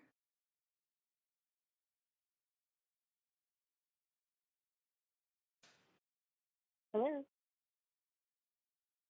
Hi. Oh, I'm sorry. Can you hear me? Oh, okay. No. Yeah. Hello? Go ahead, Lee. We can hear you loud and clear. You have 5 minutes to speak to council. Okay, thank you. Hi, my name is Lee Gangbar, and I want to start by acknowledging that we're on the unceded and traditional territory of the Musqueam, Squamish, and Tsleil-Waututh Nations. And I want to thank them for caring for the land and water that we live, work, and play on as uninvited settlers. This acknowledgement is a reminder of the discriminatory, racist, and colonial practices that have had a lasting traumatic legacy and continue to create barriers for Indigenous people in the conventional health and social service systems. I've worked in the downtown east side as a registered nurse on various outreach teams since the overdose crisis was declared a public health emergency in 2016, when 200 people had died. I remember 2016 well. 200 people seemed incomprehensible. As the years have gone on, that number has continued to skyrocket, and just last year we lost over 1,700 people. Since the declaration of the public health emergency, over 7,000 British Columbians have been lost. And I'm having a really hard time wrapping my head around how we're 5 years into a public health emergency, well, almost 6 years in, that has killed over 7,000 British Columbians at a rate of 6 people per day, and the obvious and blatant solution to this problem has been ignored. No one has to die. Overdose deaths are preventable, but instead people who matter, who have friends and family who love them, who contribute so much to their community, are dying. For so many people, their substance use is actually such a beautiful strength because it's allowed them to survive the unsurvivable, all while stuck in a colonial and paternalistic system that's grossly unable to meet their needs. You would think that with a number of deaths this large, surely we'd be able to prevent the deaths if we knew how. If 7,000 people had died of a new kind of cancer or an infection that predominantly affected the upper class, we'd be racing the clock to find and implement a life-saving measure. The saddest and hardest part of working through the overdose crisis is that we have the evidence and we know how to prevent these deaths. We need a safe supply of drugs, and we need it now. Prohibition and enforcement are what drives stigma, judgment, and ultimately death. We've been through legalization and regulation before with alcohol and marijuana, and we know that it works. We've lost far too many people to a toxic alcohol supply during the times of prohibition, yet our government is choosing not to learn from those mistakes, and history is repeating itself. Street drug supplies are toxic and getting worse, and it simply doesn't have to be this way. A compassion club model is a perfect solution to avoid over-medicalizing a problem that's so deeply rooted in trauma and social issues. There are many systemic issues that prohibit people from getting the support they need and from accessing treatment beds, but ultimately people can't recover if they're not alive. A Compassion Club model will save lives. Please support the City of Vancouver to become a leader in this area. Our current mental health system is like putting a tiny Band-Aid on a gaping and hemorrhaging wound. The system pumps people full of medication until they're no longer a danger to themselves or others, and then discharges them back to the exact same circumstance that brought them in the hospital in the first place. We can't expect people to make any changes until their basic needs are met and social determinants of health are seriously and meaningfully addressed. But if people knew where their drugs were coming from and could access them in a safe and timely manner, it would allow them the time and energy to work on other goals and help to break the cycle. And most importantly, it would keep them alive to do so. Being a nurse through the COVID-19 pandemic has been absolutely ruthless and exhausting, but the implications of COVID-19 on the overdose crisis has been by far the hardest part. I can't keep coming into work to hear that people I care deeply about are dead. We need a safe supply with the same urgency that we needed COVID-19 vaccines. We can do so much better than we're doing right now. Councillor Swanson, thank you so much for your hard work and dedication. And to the incredible individuals at Dolph and Bandu, your work is truly inspirational. You're risking so much to protect your community, and it's working. Councillors, Mr. Mayor, I assure you, if you haven't been personally affected by the overdose crisis yet, you will be soon. Don't look back in hindsight after losing a loved one and wish you had approved this motion. Approve it knowing those right there with direct experience on the front lines know with confidence and certainty that this will save an incredible number of lives. No one is immune to this problem. Dolph, you 100% have my respect, support, and solidarity. Councillors, Mr. Mayor, you can make history and you can save thousands of lives. Thank you. Thank you so much, Lee. You don't have any questions, but thank you for speaking. Thank you. Thank you so much. And my apologies, everyone. I skipped over 49. Speaker 49 is Sarah Guzman. Hello. Hi, Sarah. You have 5 minutes to speak to council. Please go ahead. Thank you. Hello, council, and thank you so much for allowing me to speak today. My name is Sarah Guzman, and I'm a member of the Chief Science Advisors Youth Council for the Government of Canada. I was drug checking. As a scientist, I didn't get a lot of exposure or education on harm reduction. When I graduated, I learned about public health and harm reduction by working in the front line of the overdose crisis. As someone who works and volunteers for the government, I've learned that actual change comes from the outside. It happens when the public speaks and they take action. I support this motion because we've had the evidence to support safe support. We are getting a little As bit. a drug checking technician. We are just getting a little bit of Hello? interference with your line. You may be a cell reception, so we can hear you now. Sorry about that. No worries. As a drug checking technician, I've been extremely concerned in the development of the Vancouver's drug market. These developments are the introduction of carfentanil and benzodiazepines in the market when the current drug checking technologies aren't good enough to detect them. I've had to tell people there's benzodiazepines in their down, fentanyl in their oxycodones, and I've seen them scared for their lives. Further, drug checking services are overwhelmed and cannot serve people in time. There have been several instances when I have to run to tell people their drugs were too strong only to find them overdosed before I could tell them. I can tell you one thing for certain, it is that drug checking cannot serve the current demand even if drastically scaled up. Compassion clubs like Dolph, when partnered with drug checking, act to exponentially increase the impact and effectiveness of drug checking services. Dolph Compassion clubs are essential to stopping this relentless and unneeded death. I appreciate your time, and I'm happy to answer any questions. Thank you. I think your message was really clear. You don't have any questions, but we really appreciate you taking time. Thank you. Okay, I'm going to go back to 45, who is the speaker that for everybody that we left off with when we had technical difficulties, just because that's Samara, and you had a few seconds left, so I just wanted to give you a minute to finish your thoughts. I apologize for the technical difficulties earlier. Samara, are you there? Oh, yeah, sorry, I had to step out. Yeah, I just wanted to, the last point I was touching on is that there was emphasis around that current medicalized safer supply options don't work for everyone. This presents a new opportunity and to save lives through an innovative model that's run by people who have the expertise and knowledge to implement it correctly. And, yeah, that's all I wanted to end with. Okay, thank you so much for calling back in, and thank you for your patience. We appreciate it. Okay. All good. Thank you. Okay, speaker 52, Gus Fowler.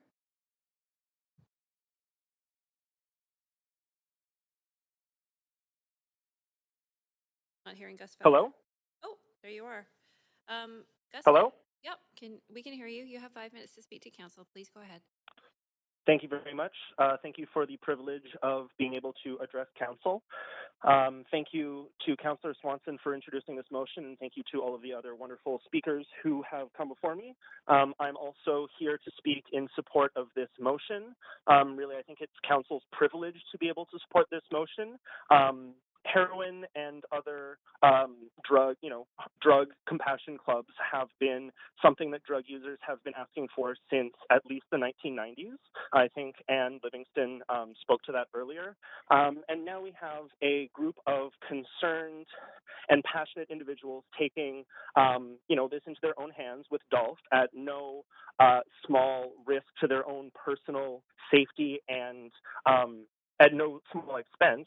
And so I think that really, council is lucky to be able to sort of rubber stamp this and lend approval in going forward to Health Canada, as you already have unanimously voted in favor of decriminalizing all substances within Vancouver, which really I think is the more important step in your, obviously very concerned about the cost of, human life in how the drugs are going to end up in Vancouver. And I think it's a very noble concern, but the way to prevent the loss of life from human trafficking, from drug mules, from those kinds of things, is by decriminalizing drugs. It is only by taking drugs out of the shadows and into the common that we can reduce all of these terrible harms that council is, so nobly concerned about. Nobody wants to buy drugs from the Hells Angels or from the Taliban or anything like that. We would much rather purchase from people that we know are safe, but unfortunately that option is simply not available right now. And I'd also like to remind council that there are many other conflict items that are perfectly legal and available, right? Coffee's a conflict item, chocolate's a conflict item, diamonds are a conflict item. There are so many ways that the personal consumption choices of people day to day have rippling effects across the globe. I really would please ask council not to, or to at least think of that rationally and not prevent the wonderful opportunity we have to save lives here in Vancouver. Thank you very much. That's all I have to say. Great. Thank you so much for your comments. You don't have speakers from councillors, but thank you for taking the time. Thank you very much. Have a good night. Speaker 53, Andrea Cowden. Hi, that's me. Oh, perfect. If you're ready, go ahead. You have 5 minutes to speak to council. Okay, thank you very much. And thanks, council, for taking the time to hear from me and so many of the others over the course of this very long meeting. And thanks to all the speakers who've spoken so passionately and eloquently before me. So my name's Andrea, and I'm a resident of Strathcona, and I'm calling in support of the motion to endorse Dolph and Vandu's Section 56 exemption request to allow them to operate a safe supply fulfillment center. It's been said many times already, but it bears repeating that the current measures in place to end or even curb the ongoing overdose crisis are insufficient. We know that this will continue to be the case until stigmatization of illicit drug users ends, and we have a safe, legal, and accessible supply of drugs. Given that this crisis persists, we in Vancouver are so fortunate to have such clear, strong, and incredibly courageous leadership from drug user-led organizations like Dolph and Vandu. Their organizing has already saved so many lives. If and when drugs become safe and legal, we will have their tireless work and advocacy largely to thank. So in the meantime, we as a city must support this Compassion Club initiative. I trust the experts at Dolph and Vandu when they say that the procurement over the dark web is the best way currently available to get safe drugs to the drug users that they serve.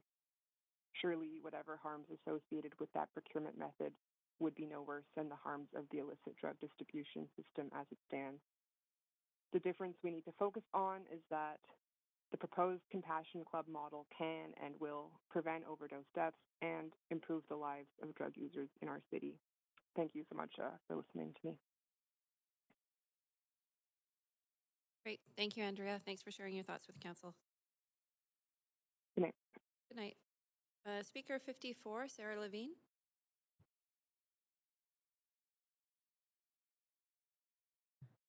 Deputy Mayor, I understand that Speaker 54 is not on the line.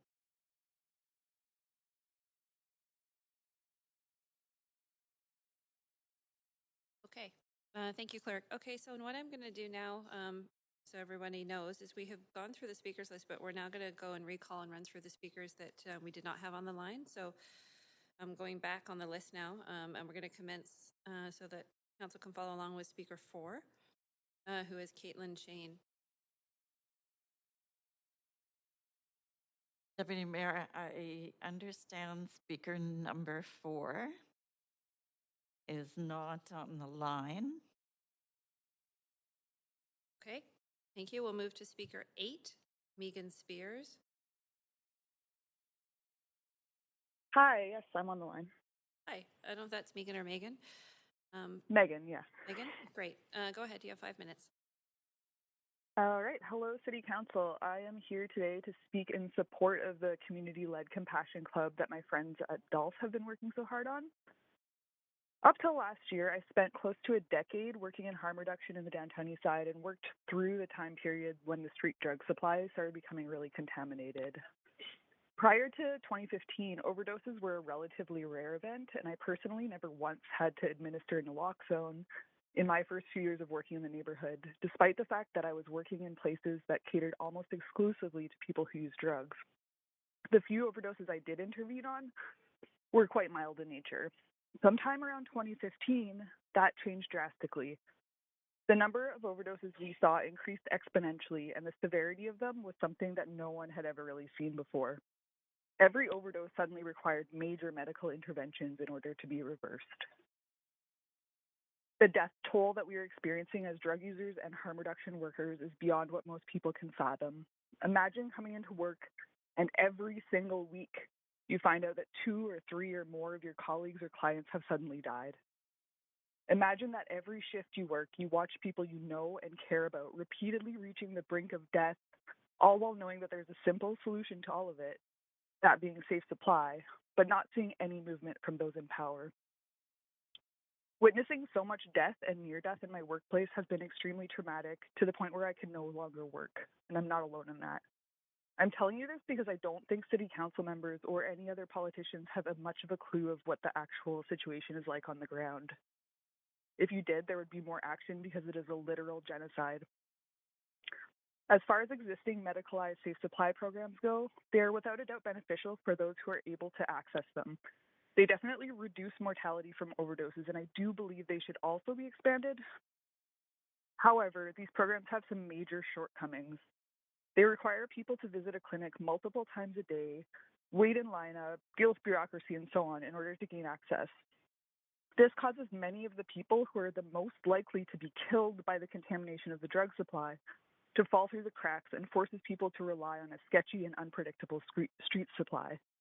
Other people are distrustful of existing programs due to systemic medical discrimination against drug users.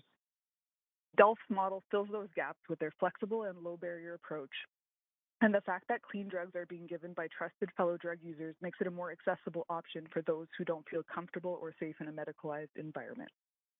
Additionally, Delft is the only group that I'm aware of giving away not only clean opioids, but also methamphetamines and cocaine.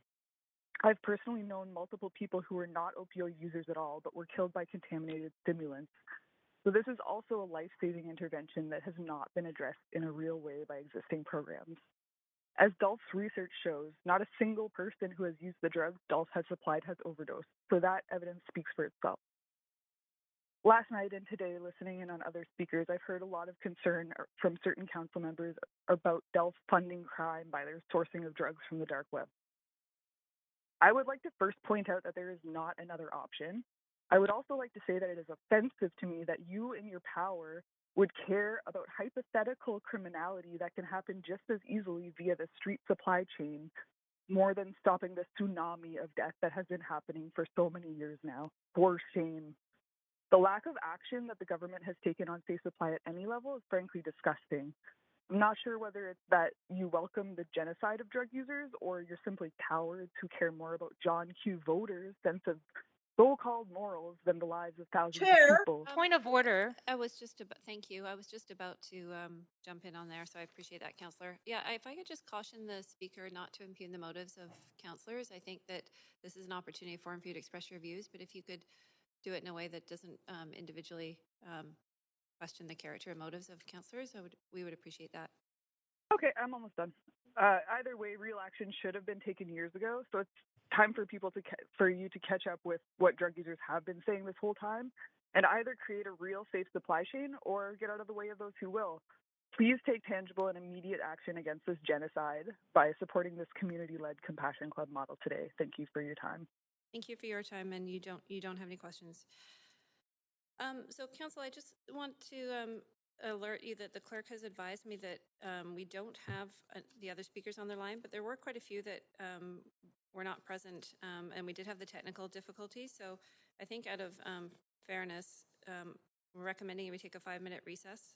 Everybody had been sent email reminders, but just to give people a final chance to get back on the line before we do the final roll through the recall list. So I'm going to recommend that we take a 5-minute break and come back at 6:36, just so that speakers have a chance given the difficulties we had today.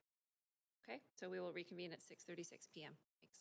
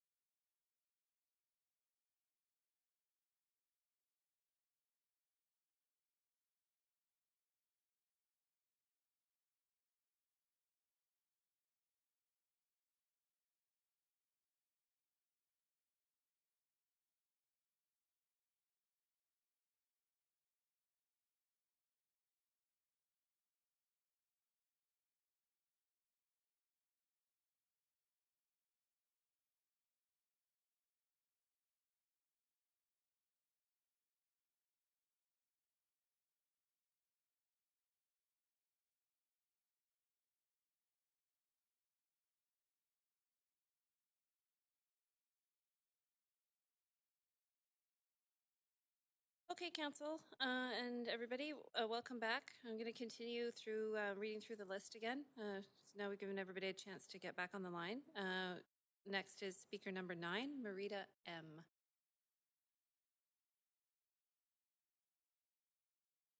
Marita M. Okay. Yes, we have speaker number 9.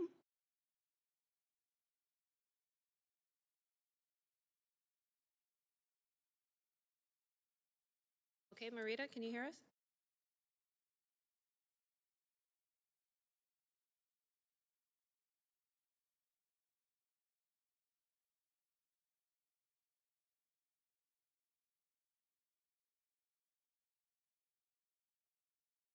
Deputy Mayor, it's the clerk here again. No, we do not have speaker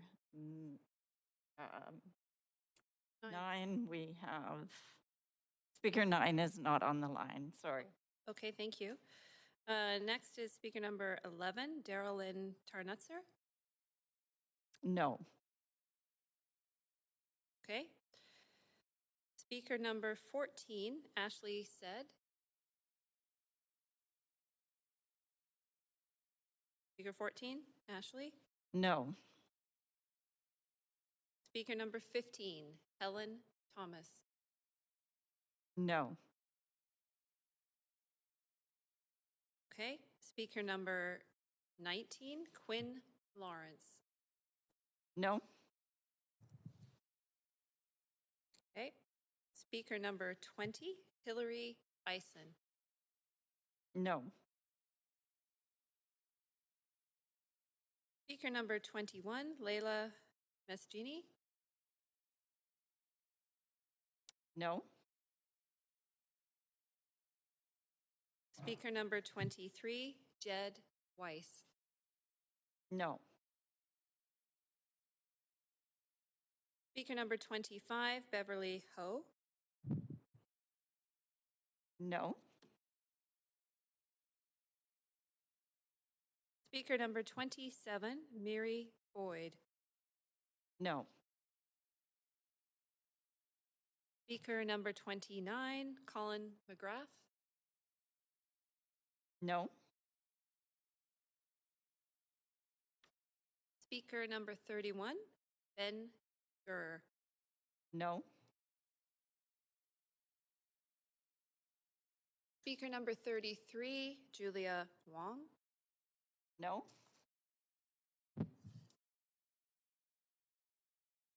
Speaker 35, Serena Eagland. No.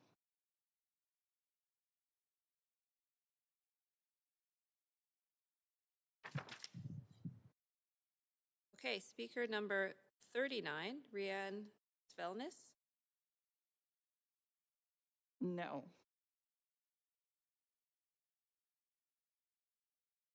Speaker 42, Ryan Hong. No.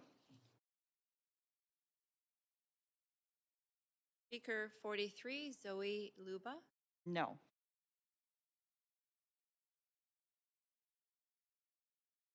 Speaker 46, Russ Maynard.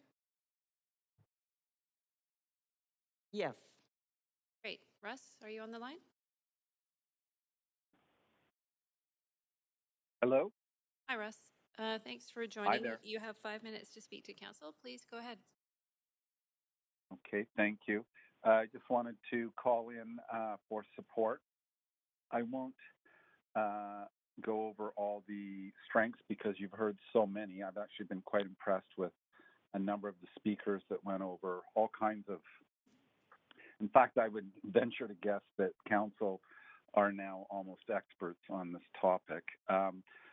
We have used a term called evidence-based a lot, and I think if you use that same benchmark for a kind of a quality of insight, and we use that to adjudicate the past 5 or 6 years, then the data tells us that what we're doing isn't working on an evidence-based level. And so we need to do something else. And there is an inevitability about the regulation of things. So I'm sure you've heard many times that this is analogous to tobacco, alcohol, and most recently marijuana. So there's an inevitability. It's just a question of when will we get there and what is society ready for. I think Councillor Fry had talked a little bit about, is it the role of city council as civic government to take the lead? And Donald McPherson and others have pointed out that what has worked so well and the best, in fact, in the past has been when city council did that.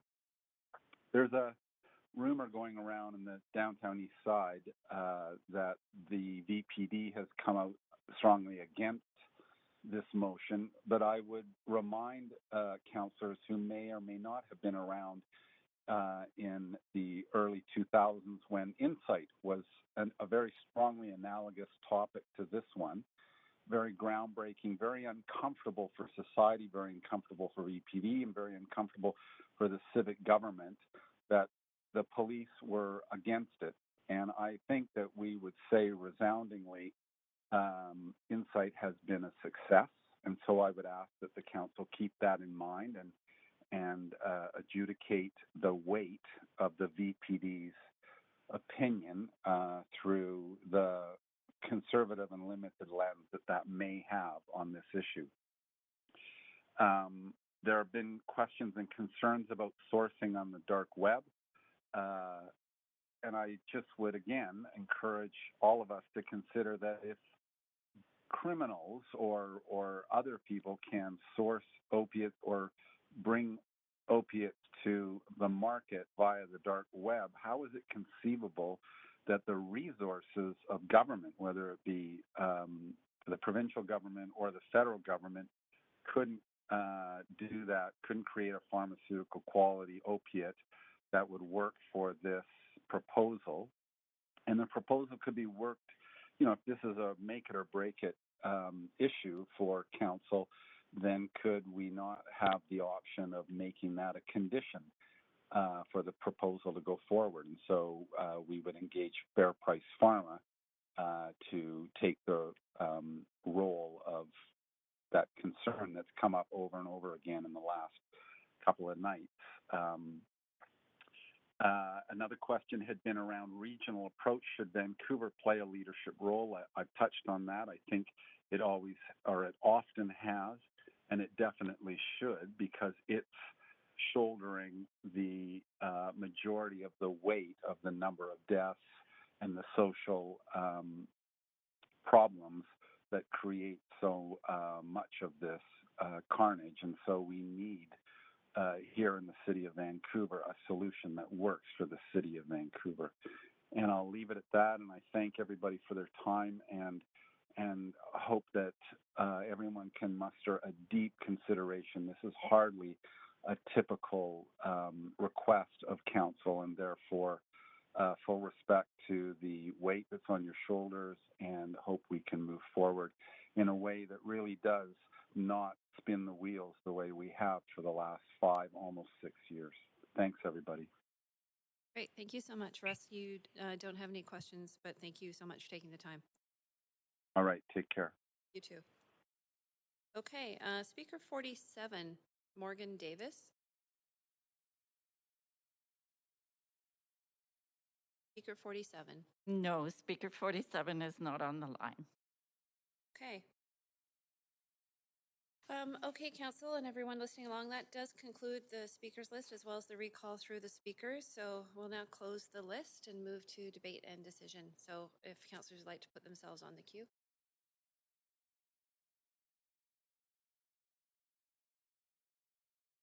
Actually, Council, I've just been advised that the mayor has returned, so this might be an advantageous time before we get into procedural rankings to do the switchover. And I think clerks are suggesting we take 5 minutes to do that. So we'll do that and reconvene at 6:52. Okay, thanks.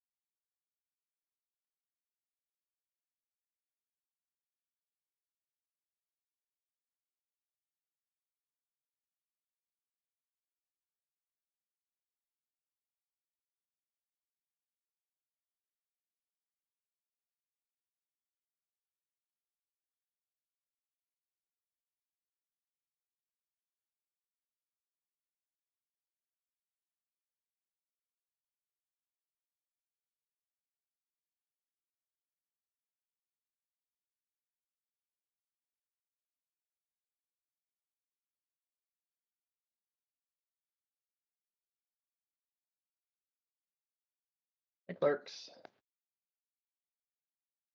Still in recess. Hello, Mayor.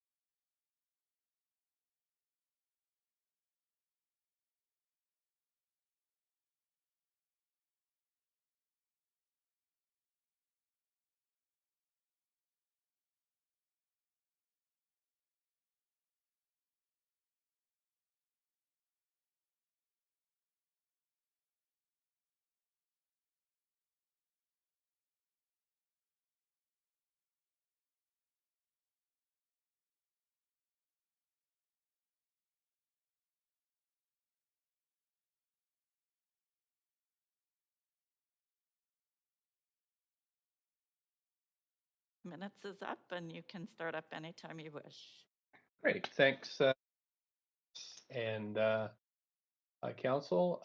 So we've made it through speakers, and we're going to move now to discussion. And I'm just going to pull up my panel here, and if anybody would like to discuss this item, please. Clerks, for some reason my computer is not connecting. Sorry about that. It said it did, and then it didn't. Okay, we're just having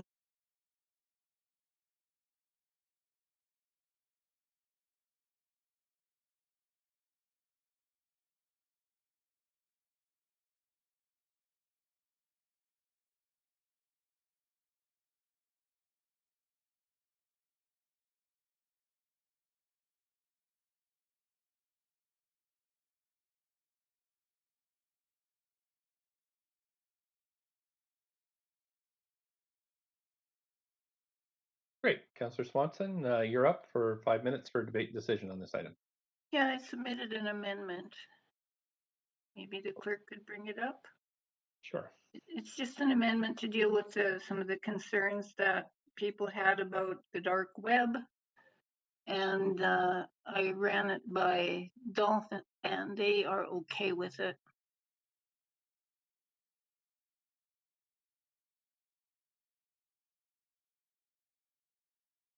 Yeah, the clerks are just bringing that up now, and So I'm basically hoping that if we have this amendment, that we could get really broad support from City Council for approving the whole motion. Happy to second, Mayor Stewart. Okay, thank Councillor Carbion. Thanks very much. So we're into an amendment queue. Councillor Swanson, did you have anything else that you wanted to say on this one? Just that, I don't think it's necessary. I think these folks at Dolphin Van Do have a great reputation, and they're just so fed up with and so traumatized by so much death that they will do anything that they can to prevent it. But if this will get the support, if this amendment will get the support, broad support from the council, I think it'll be worth it. And I hope we can just move forward and support these guys so that they can save lives. Okay, thanks so much. I think my panel is just up now. So we're on Amendment 1. Right, sorry, we're just getting the panel queued. So does anybody else want to speak to this amendment? I don't think oh, there we go. I do. Oh, sorry. Councillor Bly. Go ahead, Councillor Bly, and then Councillor Dejanova. Yeah, I mean, I'm happy to support the amendment. I feel like this, and we've heard from a number of speakers that spoke to the urgency. I think that goes without saying, and would have supported without the amendment. But certainly, I think broader support is very important at this point. And rather than having any sort of divergent vote outcome, I think this is a good way for us to meet in the middle, recognizing that we have a crisis on our hands. And this organization has really done the heavy lifting and the work to seek solutions. And, at the very least we can do is support them and critically look at what are some of the parts that maybe folks are not so comfortable with and find some middle ground. But as long as it's not taking the wind out of the sails of this effort, then I'm happy to support. Great, thanks, Councillor Bly. Councillor Dejanova, up to 5. Thanks so much. Councillor Swanson, I was just hoping to ask a point of information. So Mayor Stewart, could I ask a point of information through you to Councillor Swanson? Sure can. Okay.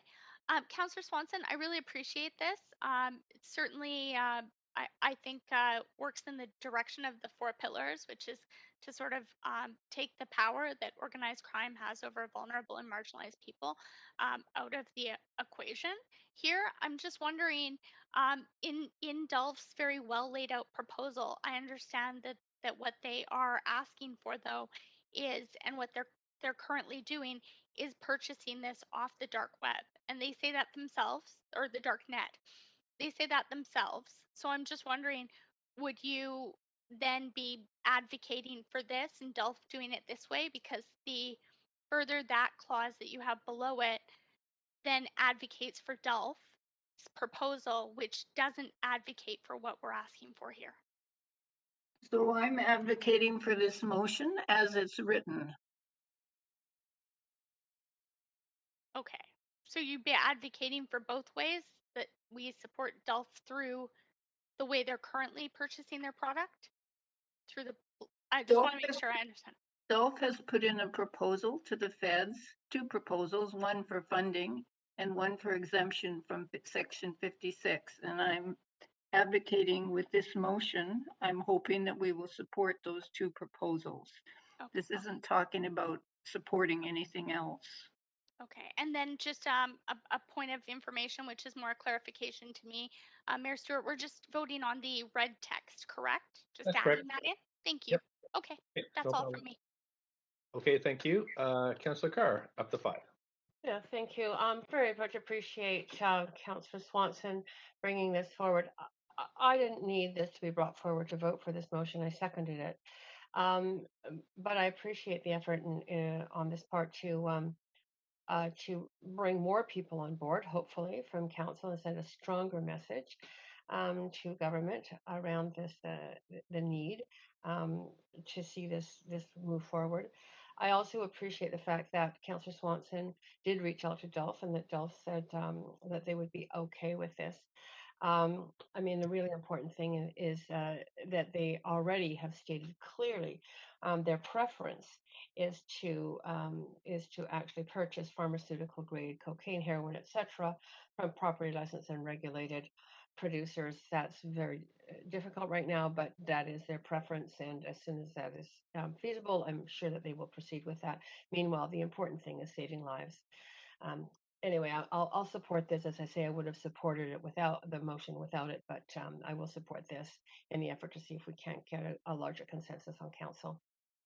Great. Thank you so much. There are no other speakers to this, so I can call a vote on this amendment. And again, we're just voting, adding the red part that's on the screen.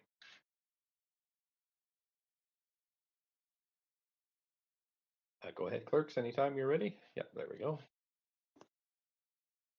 And that, if clerks want to pull up the vote on the screen, that is supported unanimously.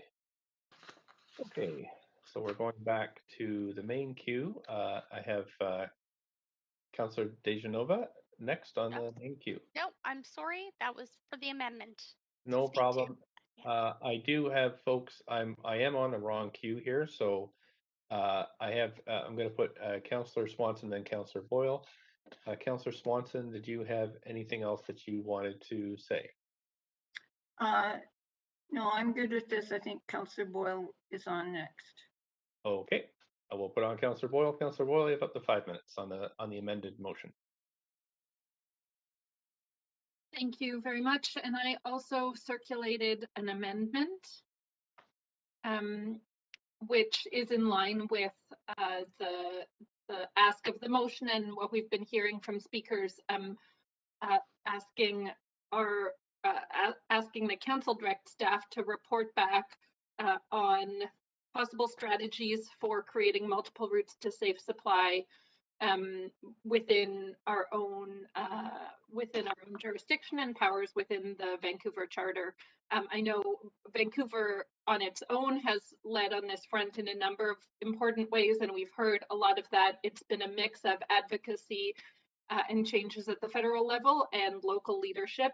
And so this ask is just adding to this motion, adding to the advocacy calls from this motion, that we continue to be courageous and continue to explore all routes and options within our own jurisdiction on this front to address the poisoning crisis that's killing far too many people. Okay, thank you, Councillor Boyle. Do we have a seconder for this? Second, Swanson. Thank you, Councillor Swanson. So we're on the amendment queue now. I have Councillor Dejanova up for 5 minutes. Please go ahead. Thanks. Hopefully I won't need that long, but I did send in an amendment to Councillor Boyle's amendment. There were some amendments flying around. I wasn't sure if this would be put, and it just simply expands some of the organizations that would be involved in this. There are organizations that were already involved in the Section 56 exemption request, is my understanding. There was a joint submission with the City of Vancouver on that. And it just asks that we of course, keep this in line with the good work of Donald McPherson and former Mayor Philip Owen and the Four Pillars approach. Okay, thank you so much. Do we have an amendment or a seconder for this amendment to the amendment? Second. Thank you, Councillor Hardwick. Okay, we're in amendment Q2. If anybody would like to speak to this amendment to the amendment, please put yourself on the list. Councillor Boyle, up to 5 minutes. Thanks. I'll be brief, just to say, well, I appreciate the intention. It is clear to me that this would already happen. Our staff work with community and partners to develop strategies. I don't think we need to state in every decision that it be in line with every other previous decision. So again, I think it's fine but unnecessary, and I won't be supporting it for that reason. Councillor Swanson?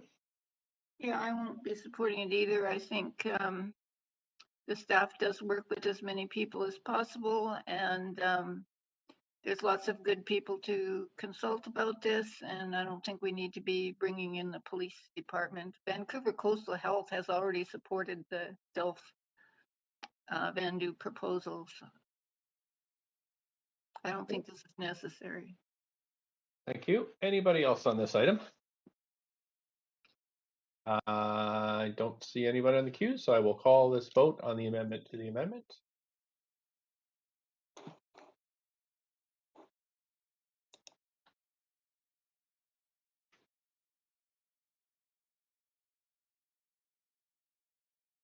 Okay, that is defeated. If the clerks can pull this up with Councillor Kirby Young, Councillor Bly, Councillor Boyle, Weeb, Swanson, Fry, and Carr in opposition.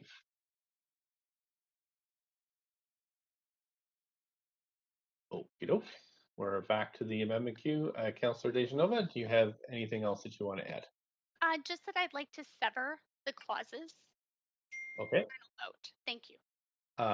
Yes, you don't, in the final vote, if this is, so we're just voting on the proposed amendment by Councillor Boyle right now.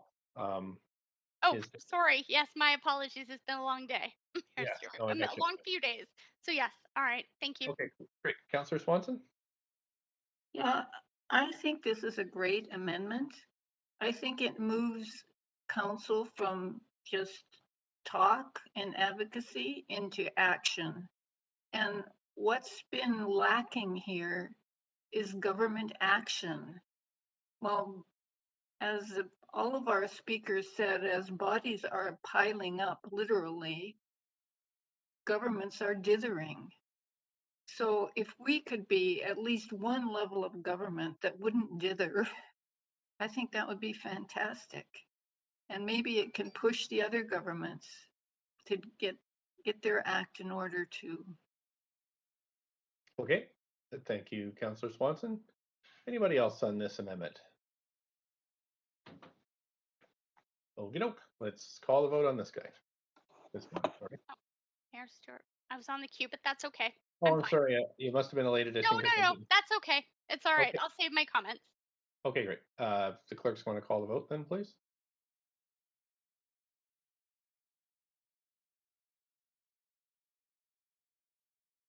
There we go. Thank you. Councillor Hardwick.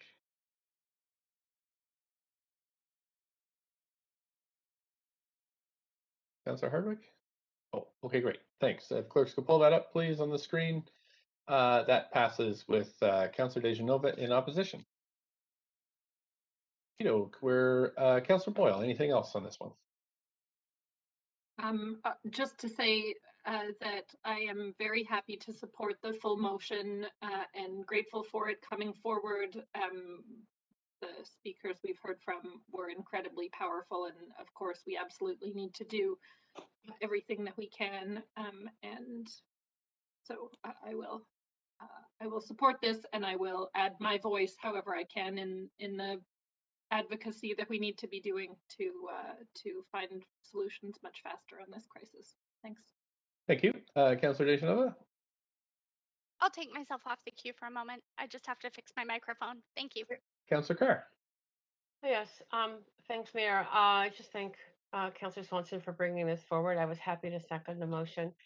And, really, in reading the motion originally, I talked to a whole variety of people, and amongst them was my son. My son is a mental health nurse and has been on a front line street team in terms of serving the health needs of people on the street, not in Vancouver, but it was clear in our discussion that he said it's all about safe supply. Safe supply is really the ticket to saving lives. And so I'm, as I say, just happy to support this. It was pretty compelling to hear how many people, if you look at the average number dying every day, died cheering our discussion of this motion, which one of the speakers raised, and it's sobering. So thanks everyone for your work on this who's listening. Thank you. Councillor Dejanova? back on the list at just about a minute and a half. Thanks very much. I'm happy to support parts of this motion. I certainly can support and appreciate the amended paragraph that Councillor Swanson added. I think that we do have to do all that we can, not just to talk about safe supply, but to actually move forward and advocate for it.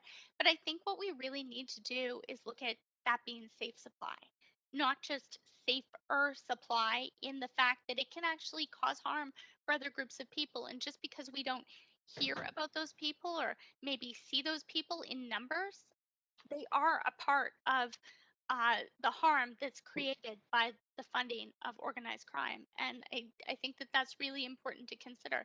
That being said, I have long advocated here at this council table over many terms for safe supply.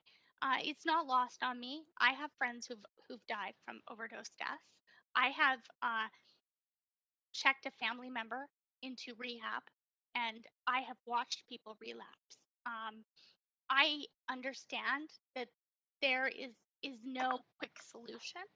I would have liked to have seen in Vancouver a low barrier option, something more like we saw for a long time in countries like Switzerland, where Philip Owen did go himself to do his research, where they actually saw an end to Needle Park, where they had safe supply that was regulated, that was not only prescribed, but what was readily available and low barrier to people who needed it. And it wasn't something that people didn't want. It certainly did. As one of the speakers said, and I think it's important to note this, you can offer something, but if nobody wants that, they're not going to take it. And also, um, you know, with a federal government that has committed to not only looking at safe supply but to making it accessible, we need to make sure that there is a high quality product out there that certainly does knock knock the teeth out of organized crime. But until that happens, and until we find a low barrier way for people to access that, organized crime does profit, and it does hurt people. The stories that we've heard, the email we received also from VPD that talks about human trafficking, the harms that come from that.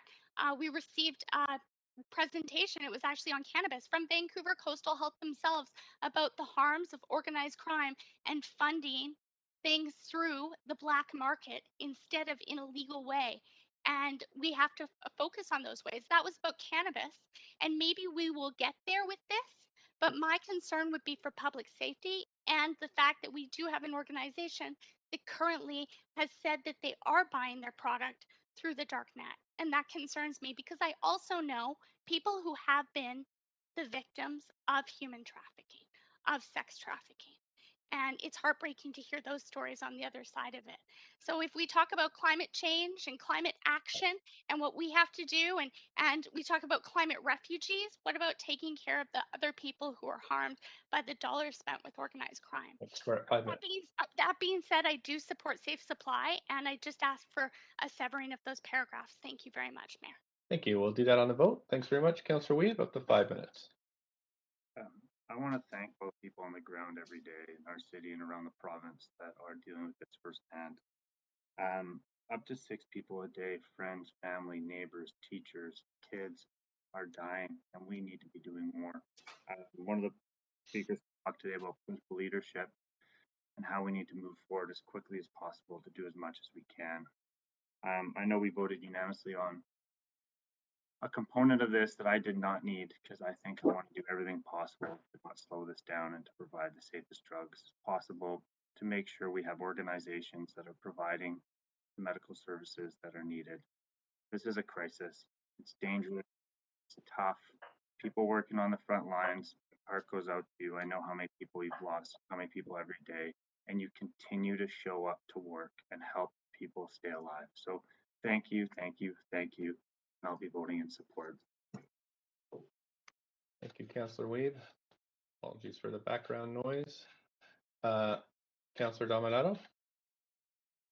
Thanks, Mayor, and thank you to all of the individuals and residents who called in and spoke to this motion both today and yesterday.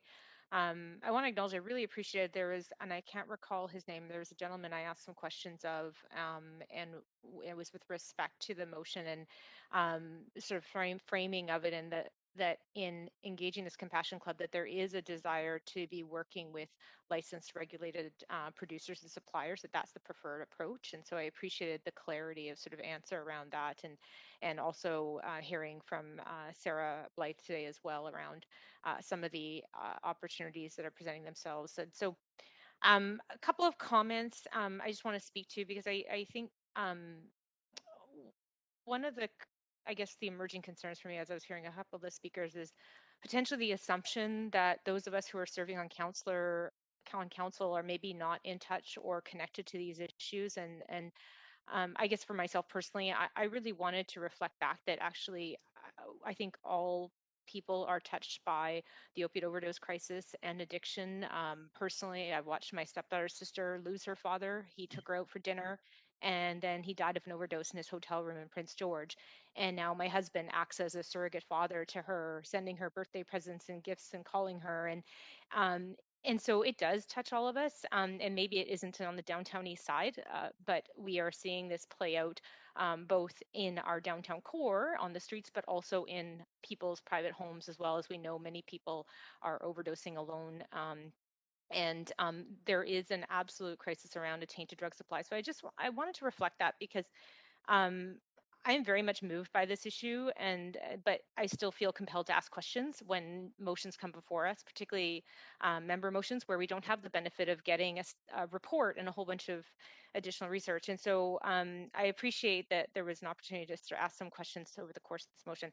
I also want to acknowledge that this is a really complex issue, and that safe supply is a part of addressing the problem. I moved a safe supply motion at council 2 years ago, and I also called for a task force around mental health and addictions, because I don't think that we've been treating it the same way as, for example, how we treated the pandemic, with urgency and intentionality.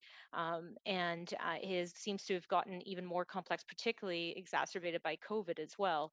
And I was really appreciative today. Councillor Weave and I had an opportunity to go visit a treatment center in the city of Vancouver, which is another option. They're different issues, different. It's a spectrum, and so I just want to appreciate that this is part of a continuum of supports for people and interventions, and this, from my perspective, is one part, a piece to the puzzle of trying to address what has been a incredibly and continues to be a really incredibly challenging issue for us as a society.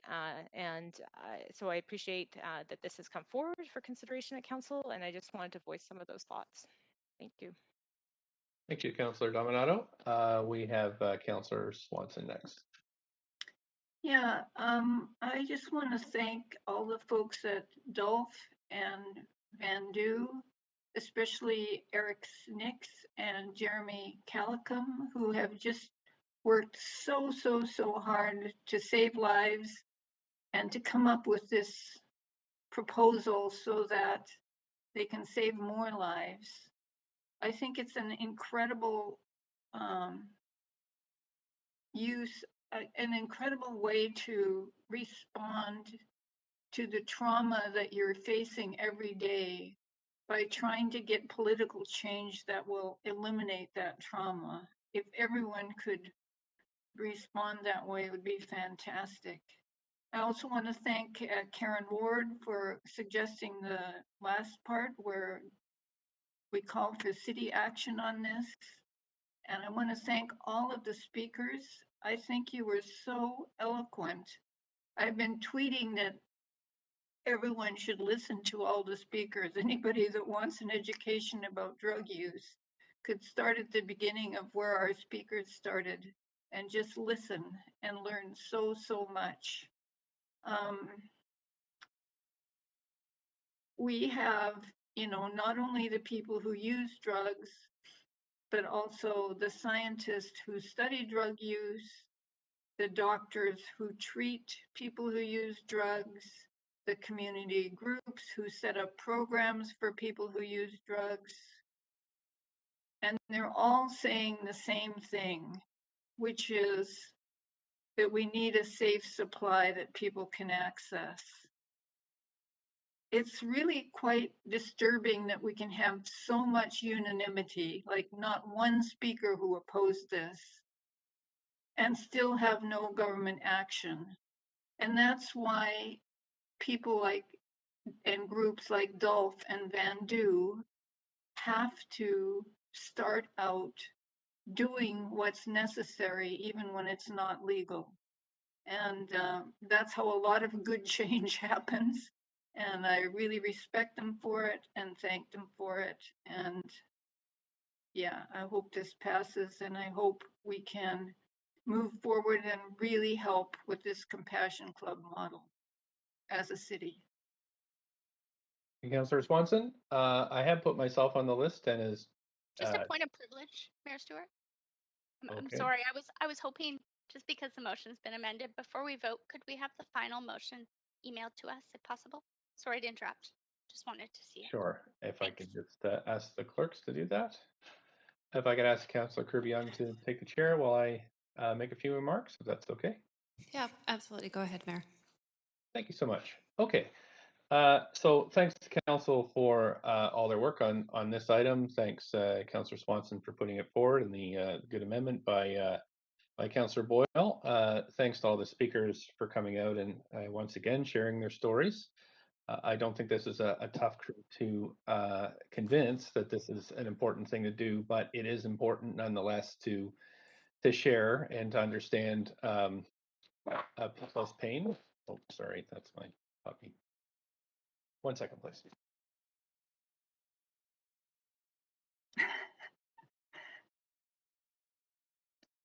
My apologies. So this afternoon, why I wasn't able to hear the speakers is because I was chairing the Link meeting, which is a quarterly meeting between Vancouver Coastal Health, the Providence Health, and the VPD, where we talk about this exact issue. I'm afraid to say that we're on track to have a record number of overdose deaths this year, despite everything that we're throwing at this problem. It's definitely not enough, and this is reflected in the pain of what we're hearing from both the people we know and the people that have been coming into council. So we do have to redouble our efforts. I will say that this application did come up in the meeting, and I know that Vancouver Coastal Health is very supportive. I do think that the amendment by Councillor Swanson may go some way to convince others. And I do know that it is going to take some convincing, because once again, Vancouver's on the forefront of innovation when it comes to work in this area. Monday, Thanksgiving, I'm flying to Ottawa, where I'll be meeting with the Prime Minister, the Deputy Prime Minister, the Health Canada team, including hopefully the Minister. We'll see how the Cabinet's going at that point. I will put this on our agenda to talk about, along with our own application to decriminalize drugs. I was hoping to have our application approved before the election, but what I was told is basically if the election had been held off for a day, it would have been. So anyway, so that's what I'll be doing next week, and making sure that this is at the top of the priority for the incoming government, and have meetings with other mayors who will also be there from big cities that are also now going through all this same thing, and they're very much looking to Vancouver to help them because we have so much experience. So thanks to council for the work on this. Thanks to staff. We have a big job to do, not just in our own city, but nationally. So thanks again for all the work from Dolph and others that are supporting this, and I will as well, and I'll go fight for it. So thank you very much, everybody, and I'm happy to take the chair back, Great. Councillor. Thank you, Mayor. Go ahead. Thank you. So I don't see anybody else in the queue. Yes, So sorry. thank you. Point of privilege. Sorry.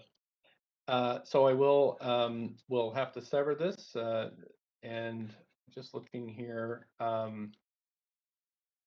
So I'm looking at the clauses on the screen.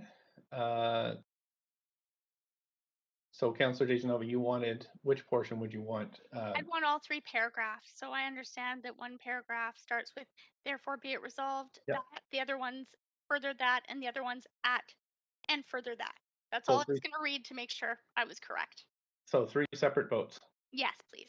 Okay, so we'll start with the highlighted section first. The very first clause, therefore be it resolved, ending with do not benefit organized crime. And we'll call that vote now.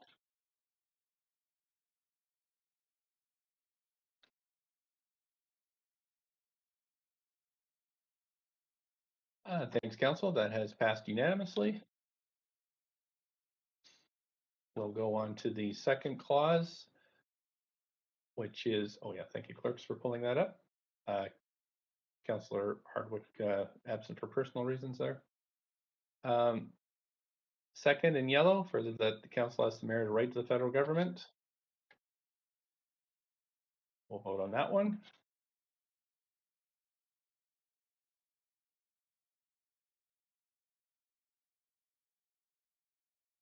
Councillor, there we go. That has passed. If clerks can pull up the screen, that has passed with Councillor Dejanova in opposition. And we can move to the third clause. Sorry, clerks, you got rapid fire here. Thanks for adjusting. Further that Vancouver City Council ends with tools available in the Vancouver Charter. I'll call that vote too, please.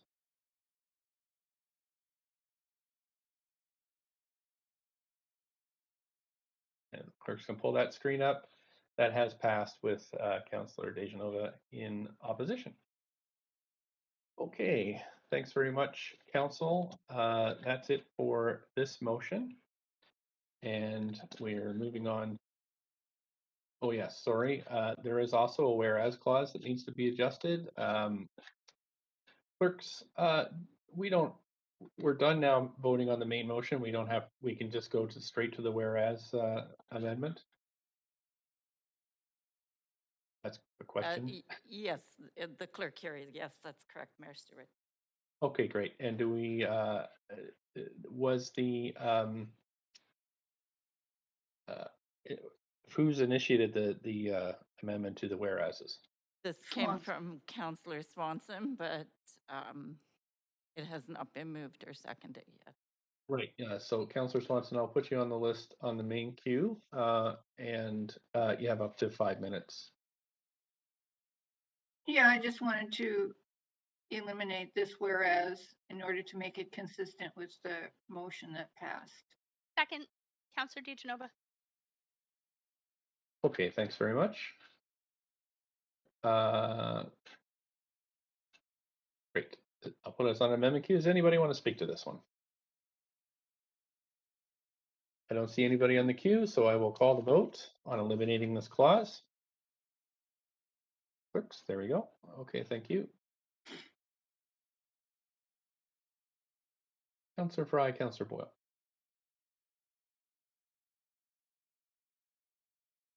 Councillor Boyle. There we go. Thanks very much. That has passed unanimously. So now we're just done this one. Thanks everybody for your work. And we're going to move to the next item. Okay. So next item this is supporting additional transportation options to reduce reliance on vehicle ownership. It says this to be moved by Councillor Hardwick, who I don't believe is here. I think Councillor. I think it was Councillor Dominato's motion. I Sorry, did. point of privilege or procedure. Councillor Dominato, are you here to move this? Yes, thanks, Mayor. And so it's my intention to move this and speak to the motion and then to move a postponement. So that's my intention. So if I could go ahead and do that. Okay, you have up to 2 minutes, so let's start with that one, and I'll just put you on the queue here. Yeah, thanks. Thanks. Okay, Mayor. up to 2 minutes. Please go ahead. So I'm bringing forward this motion in light of a number of conversations we've been having at council. It predates the conversation we've had recently this week around providing people with alternatives to owning a private vehicle. As we've talked about, obviously we need to focus on increasing public transit service throughout the city, but an alternative for people we already have right now Evo and Moto as options for people to use. And there's another option right now, which is peer-to-peer car sharing. And one example is Turo, which is has a platform where individuals who own a vehicle can put their vehicle on the platform, and then others who don't have a vehicle can basically lease that vehicle. So for example, if you need to go away for the weekend or you need to run errands, and it is something that's supported by ICBC. So it covers the liability component of basically renting out your vehicle to someone else. And what this motion asks is to have staff look at our regulatory framework and to look at whether there's some opportunities there to align and adapt our regulatory framework in support of peer-to-peer car sharing. We do it already for Evo and Moto, but we don't have anything in place for the car share platforms like Turo. And so it simply asks that staff look at that and report back in the new year. I will say in my 2 minutes that I understand that this may touch on work of DBL staff, and we do have a moratorium. And so I am proposing to postpone it to the first meeting in January 25th. And I do have a motion prepared to that effect, and I can circulate that. Happy to second that, Mayor. Motion to postpone. There's questions first. Councillor DeSnova, do you have a question up to a minute? First of all, do we have to second something that's going to be postponed? This is the question period, so if you have a question all right. on this. Oh, sorry. A question on the motion. Councillor Dominato, I do see that there are some speakers signed up to speak to this motion. Would you propose that we hear from the speakers and then postpone debate and decision to the meeting date that you referenced? No, you know what? I believe that some of the speakers were informed through me that I would consider moving this to January. I appreciate that others may not be aware of that because there's some people there I don't know at all. But I certainly would hope they would sign up in January to speak to this motion. Thanks. That's all from me. Okay, thanks. Councillor Kirkland? I'm happy to second it now because I understand it is a motion, so it would require seconding. It does, and so it is seconded, and so we are in the point we do have speakers, but because we're in a special council meeting, we would proceed directly to speakers. Just 1 second, I'm just going to check with the clerk here about what the proper procedure is, just because we're in a special meeting and it's a little different than a special council meeting. Just 1 second, please.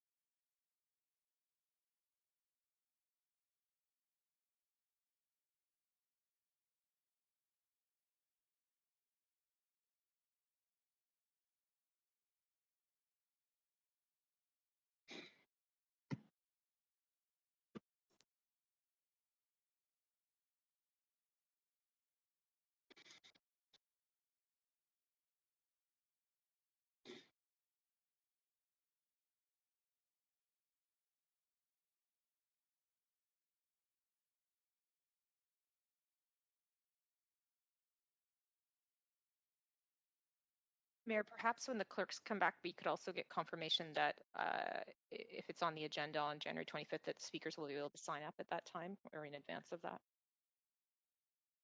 Thank you.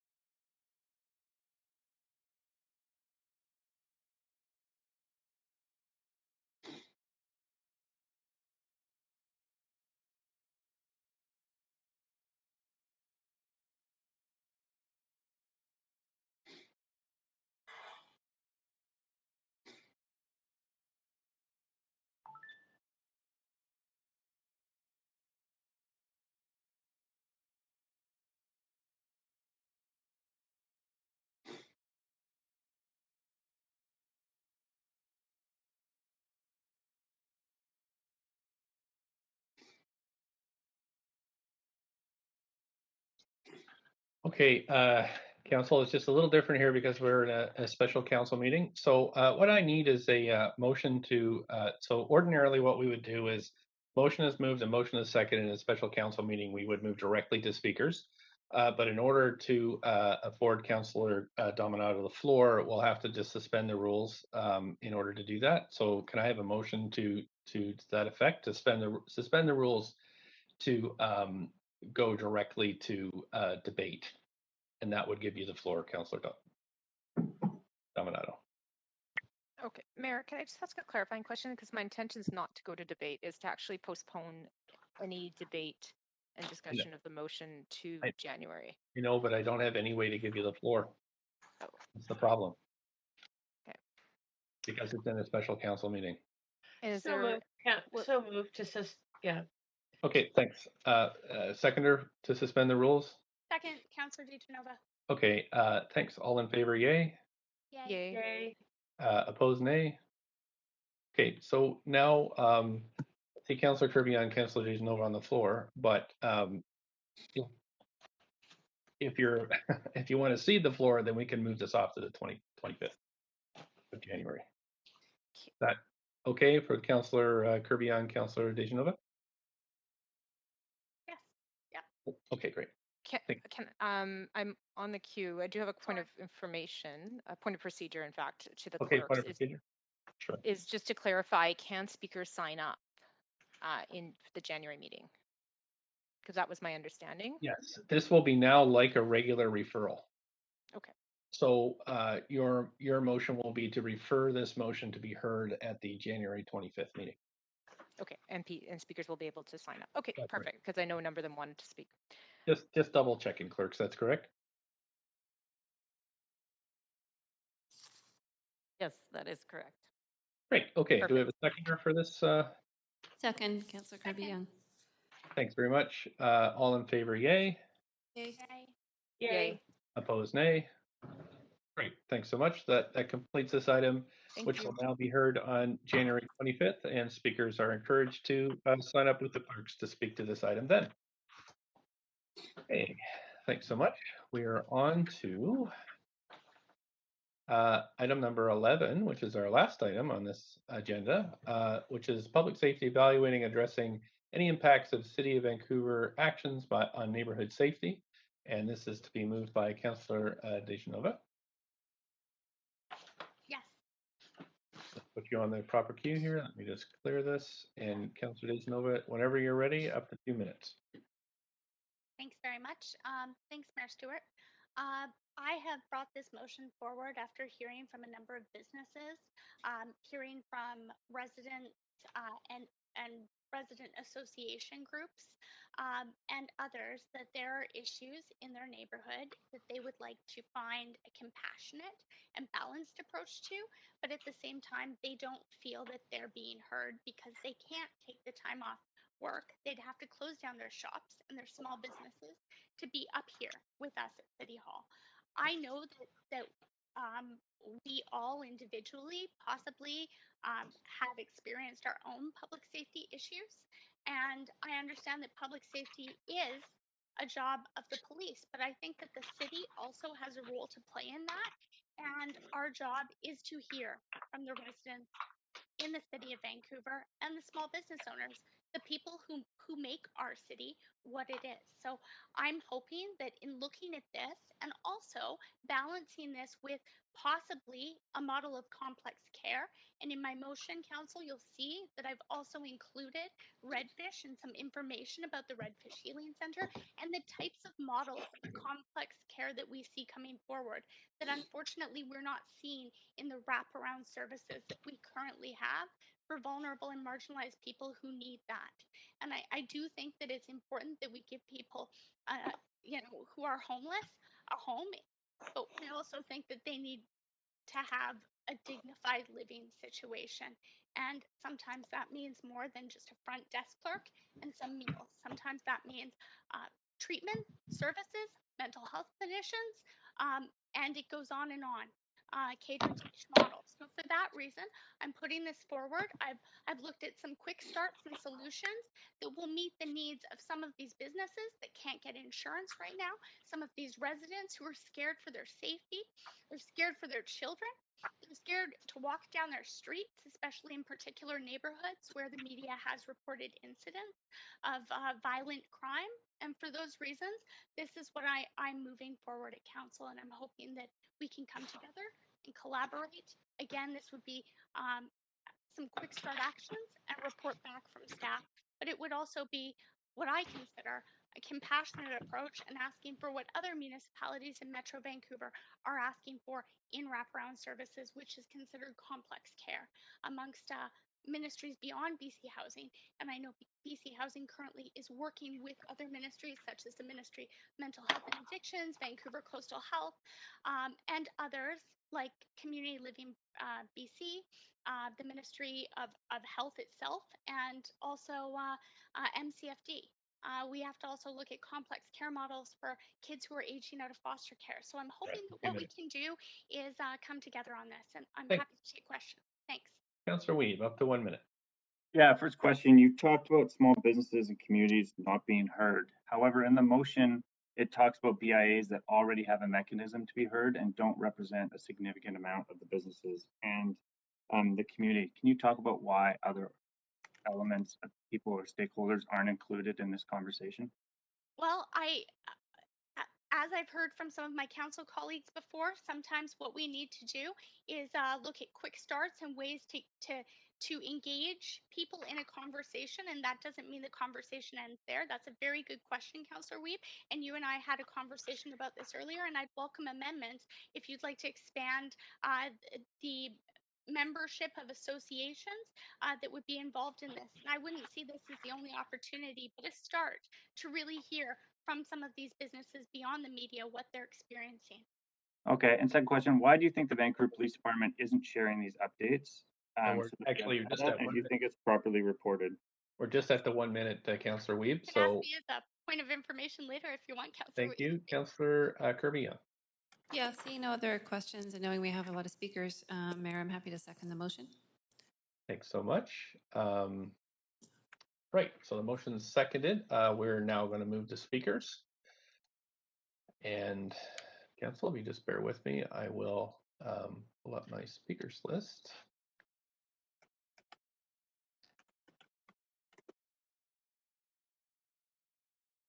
Okay, we have 23 speakers listed to speak, so I'm going to just start going through the list.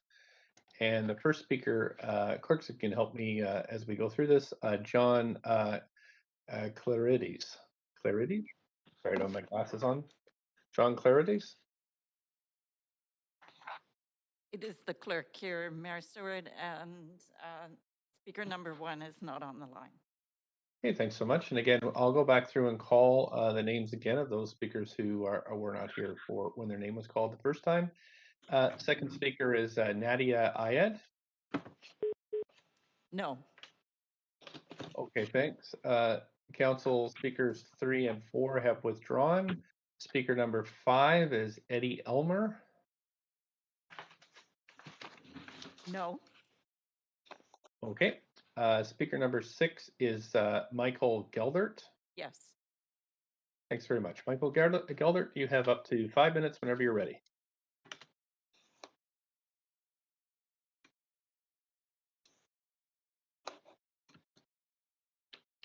Hello, Michael Geldert. You have up to 5 minutes whenever you're ready. Very good. Can you hear me now? Sure can. Please go ahead. Perfect. Thank you. My name is Michael Geldert, and I speak this evening as the director of the Safer Vancouver Society. Safer Vancouver is a nonprofit organization that continues to advocate for the highest standards of care, the formation and implementation of public policy impacting community safety in Vancouver. When others hide from the rain, we pull out our umbrellas. It comes as no surprise then that I am in support of Councillor DeGenova's motion. We live in a city of broken glass. You know it, and I know it. The business owners who continue to fight to keep their businesses going, they know it. Our local media know it. The residents who wake up hourly to sirens and bear bangers and cries for help, they know it. The city workers and contract workers frantically out at 5 a.m. picking up needles, trying to pick up the pieces, they know it. The women being assaulted walking to and from work or with their children on the seawall, they know it too. And our frontline workers in the police, fire, and EMS, they know it. They've been asking for help, and you now have an opportunity to give it to them, and through them, the people of the city. I spoke out against the proposed decrease to the police budget, and tonight I'm speaking out in support of a motion that directs city staff to facilitate a roundtable that summons the frontline and community stakeholders to brainstorm a practical, affordable, and safer delivery mechanism for this council's current policies. The VPD advised council that pulling funding from our police was a recipe for public safety disaster, and they were right. We are all paying that price. I was bitterly disappointed that the overwhelming community support for Councillor DeGenova's 2020 motion seeking to organize a special meeting of council was amended into, well, a nothing burger.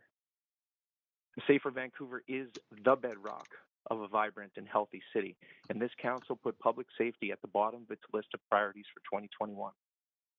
Support for this motion says to the people of this city that you are prepared to fulfill your mandate as custodians for a time, and to reach out into the blank spaces between the words of your charter and find solutions that sustain the public trust. I could have put out our supporters on high alert this week, as we did last fall, but this time there simply wasn't, in our opinion, enough time to hear their increased frustration over a couple more days. They're tired, they're beat up, they're angry, they're scared. I know that, and you know that.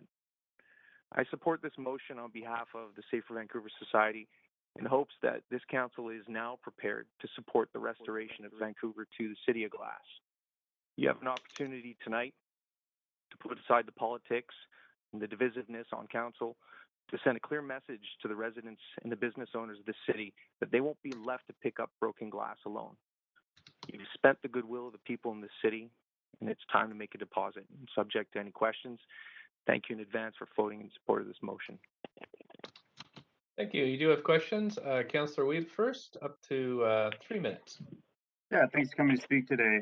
First question is, how do you see an organization like yourself included in this motion and being able to be a part of the solution? It's a good question. We certainly were hopeful last year that we might be included in the conversation, certainly in a roundtable of some kind. I know that's not currently in the motion as it's currently drafted, and we'd certainly support an amended motion that puts forward a practical and timely proposal about engaging the community groups. There are quite a number out in the city, and they may have different language, they may have very different short-term goals, but I think it's fair to say that the overwhelming number of them are looking in the same direction, and that is we don't want people who are afraid to walk the streets. We don't want people who are having to have 911 on speed dial. And so how that looks really is subject to you folks amending it.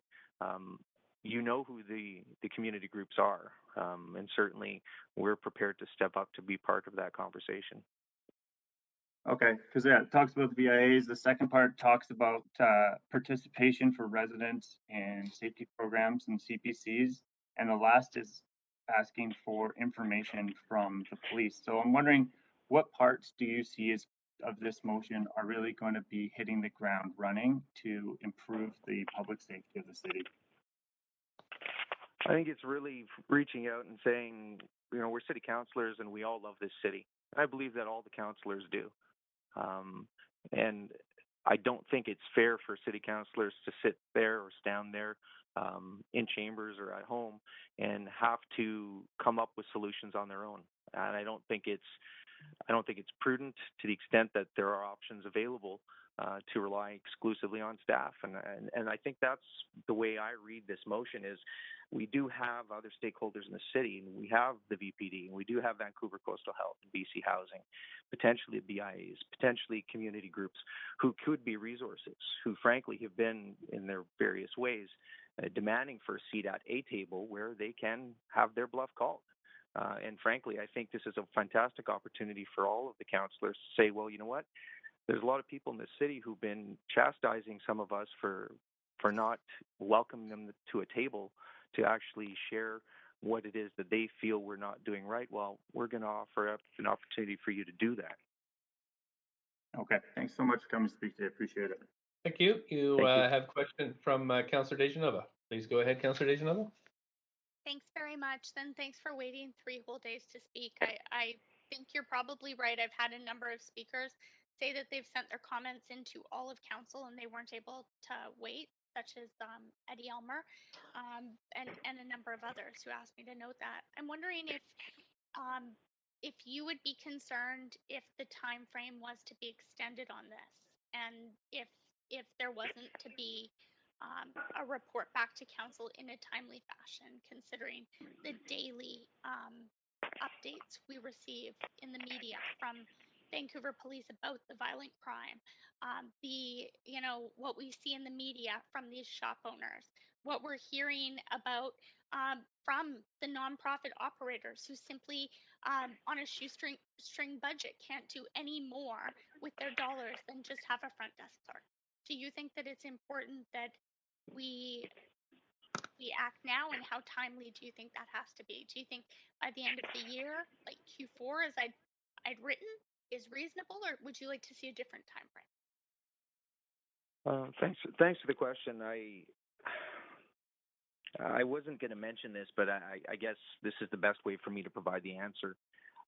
My daughter's 3.5, and I've raised her to be polite and to be welcoming and to be engaging of people that smile at her. And she knows some of the folks that appear to be homeless in and around our neighborhood in Yaletown, and she knows some of them on a first name basis.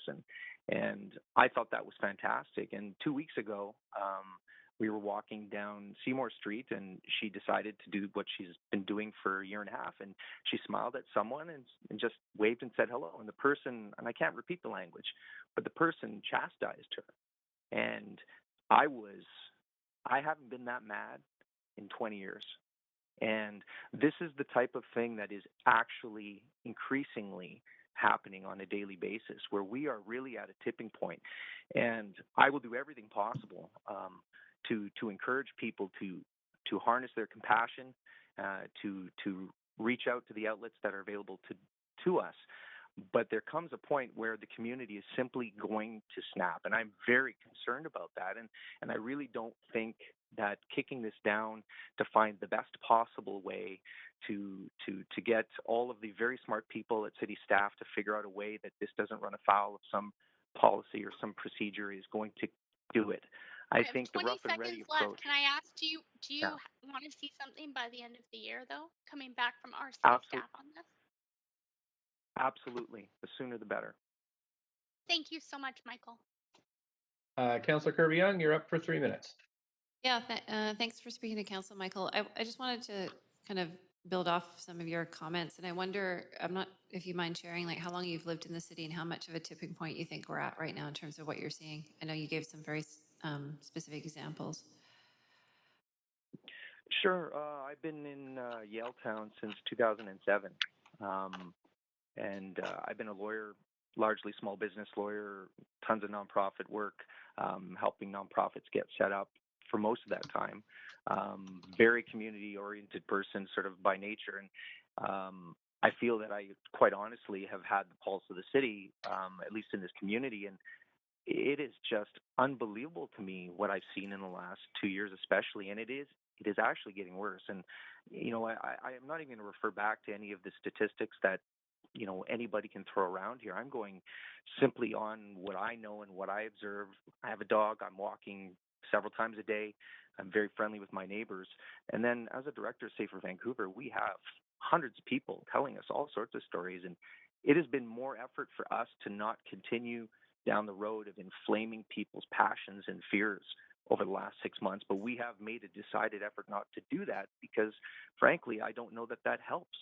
But what won't help what will be even less helpful is if we have our city council that are just not going to consider how desperate many of us in the city feel that we are right now for the same type of support that we heard expressed very eloquently by many people at their wits' end on, motion 8 over the last day or so.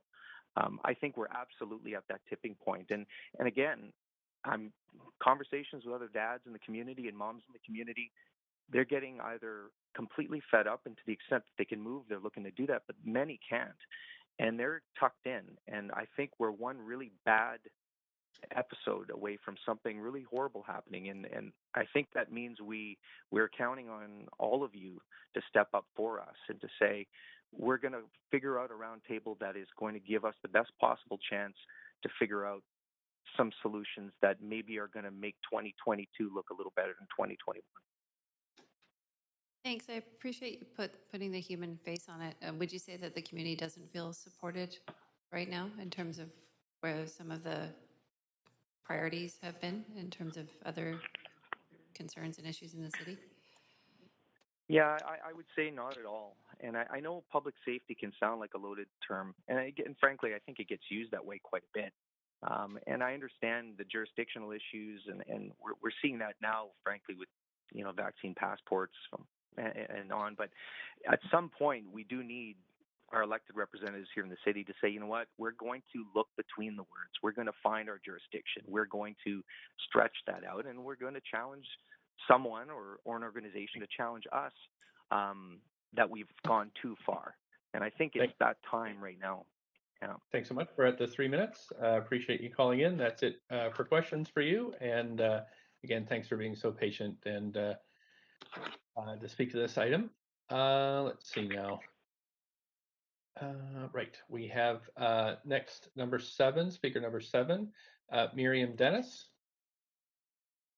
Speaker 7 is not on the line. Okay, thank you. Speaker number 8 is Teresa Mund. Yes.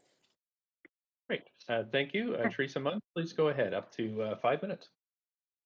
Hi, Council. I've called in before several times. I live in the neighborhood. I'm older, in the 60s. My husband's 77, and I'm going to cry again. Every time I get on here, I cry. We're moving out of the neighborhood.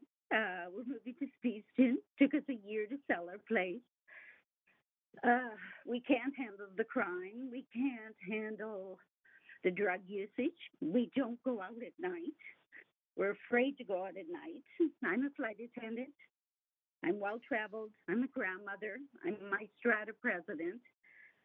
I try to be empathetic and compassionate to a lot of the people on the streets. I have some friends out there, and you try to look out for them, but I'm afraid sometimes even walking down the street. To tell you a couple examples, my husband and I were walking daylight up Davie. We go to Cobb's, we get our bread, real mundane little life. And some guy just came up to me and he accosted me, and he's like within inches of my face, and he's calling me obscene swear words. I mean, I'm shaking still thinking about it. Maybe that was 6 months ago. I mean, I didn't say anything. You just look at him and you're so afraid for your safety. You just don't know what to do. It was like inches from my face. We have had people die in our back alley. Just recently, my husband and I drove by and feel horrible about this. This woman died. And I said to my husband, should we call the police? But the ambulance. But when we've called them before, people fight with you because they don't want you to call the ambulance. Anyways, in our community, our building, someone told me she died. Then there was another one behind in the Hertz parking lot. I'm in the Elan building. She died. Also, I went to the police. You know, I was discussing this, and we were trying to get people moved off our property. And the police says, well, you're not responsible for this. But I mean, when people are in your community, they're dying in front of you. I just don't have the energy to save them anymore. So our option was to sell, and we're moving out. And we looked around in a lot of the areas, and we didn't buy in these areas because we feel that is the next problem. The city has just abandoned the council, you know, with the homeless and the drug use. It's just, I don't feel safe. Anyways, with our strata, we've spent approximately $10,000 last year upgrading our systems, whatnot. We're in the process of spending another 20,000. We've had our building broken in several times. And when someone gets into the building, you ask them to leave and tell them it's not their property, but it's like they own the building. It's like they threaten you. It's very aggressive behavior. It's not a normal life. It's not acceptable for us to live this life. I mean, as the previous speaker was talking about broken glass, all you do is you see the buildings are boarded up. I mean, we bought into this building as we were older, thinking we could live, work in this area. But as I said previously, we can't even go out at night. My husband had chest pains maybe 3-4 months ago, and you could walk to St. Paul's Hospital previously, so I drove him. I waited a couple hours. It's 10 at night. Like when he came out, it was midnight, but I went to pick him up. You can't live in this neighborhood and feel safe. And I phoned him before. I was opposed to 1101, the safe site injection by the park. It's the same thing in our neighborhood. I mean, how many times do you phone in? You spend days trying to speak to anyone. When you hear there's a motion going forward, you hang out, you wait. But who are you guys even listening? I mean, people take the time. Anyways, whatever happened to the 4 S's that they keep talking about? The 4 pillars: prevention, enforcement, treatment, harm reduction. All you're doing is the harm reduction. These people don't have a hope. There's no hope. You condemn them. There's prevention, maybe. Enforcement, treatment. Where's their treatment? You've got mental health. You've got. Thank you so much. I don't mean to interrupt you, but you are at your 5 minutes, but you do have a question from Councillor Kirby-Young. Councillor Kirby-Young, up to 3 minutes whenever you're ready. Yeah, thank you, Mayor, and thanks and Teresa for speaking to council. You mentioned that you were moving out, that you were leaving downtown. Can I ask where are you going? Where are you going to go?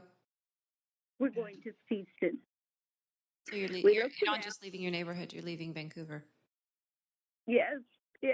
We've lived here since 1997 on and off, and I'm leaving my neighborhood. Yes, I'm heartbroken, but these are the people we know. So yes, we're leaving. Wow. I'm sorry to hear that. Thank you for sharing, and thank you for speaking to council. Thanks. Thank you. You do have a question from Councillor Dejanova. Councillor Dejanova, please go ahead.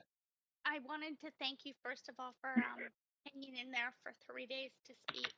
And I also wanted to thank you for sharing your experience. My question to you is, do you feel that these actions would make a difference? Do you feel that, from what I've heard you say, because I was writing some questions down, it's enough being done, but do you think anything being done like this would be a good start, at least with some of those businesses that you said you frequent, especially the local businesses?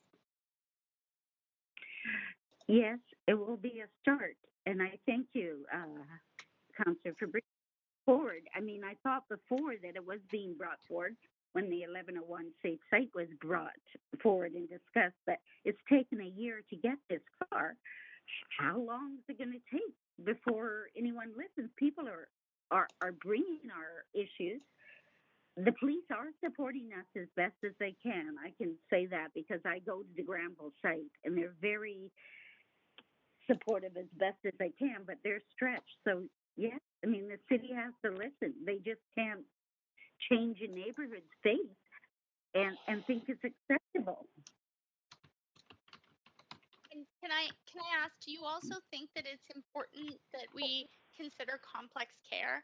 And in the motion, I've tried to describe as best I can. I mean, there's entire papers written on the type of dignified living environment that goes beyond the 4 walls and a roof, but offers complex care to people who need it. We were all just UBCM, and we've met with ministers, including the housing minister, who had said that this is what they're moving towards. Do you think that if other municipalities are going to advocate for this for people, that we should be doing the same if they need it, that they should have access to programs that focus on things like a meaningful life? Well, hopefully everyone has a meaningful life, and yes, I'm hopeful that they will have treatment. But I mean, so far all we've discussed is treatment. There's so many different people out there with issues. I've learned the mental illness, the drugs, like, and what about a job? Are they ever going to be functioning back into society? And are we going to give them a job skill? Like, it's not just giving them treatment. There's so many different areas. There was a that's not for me to figure out, and I only have 10 more seconds. But would you like to see this motion passed and staff come back with something before the end of the year? Thank you. Thank you. That is the 3 minutes. Thank you so much. And that's it for questions, speakers. So thank you so much for your patience and for calling in. Very much appreciate it. And I am going to move on to the next speaker now. We have speaker number 9, Wellington Lee. Speaker number 9, Wellington Lee. I'm just checking. Mayor Stewart. Works. No. Okay, thanks. We have speaker number 10 is withdrawn. Speaker number 11 is Catherine Hollinsey. Yes. Great. Yes, hi. Hello. Can you hear please me? go ahead up to 5 minutes. Yes, we can hear you. Yes, I mean, I just listened to a couple of the speakers before me, and I totally concur with what Michael is saying, but also what Teresa is saying. I just moved to this neighborhood from Crosstown, the neighborhood being around Emery Barnes Park. And, you know, the community has apparently changed. I've only known it as it is now. It's deeply disappointing.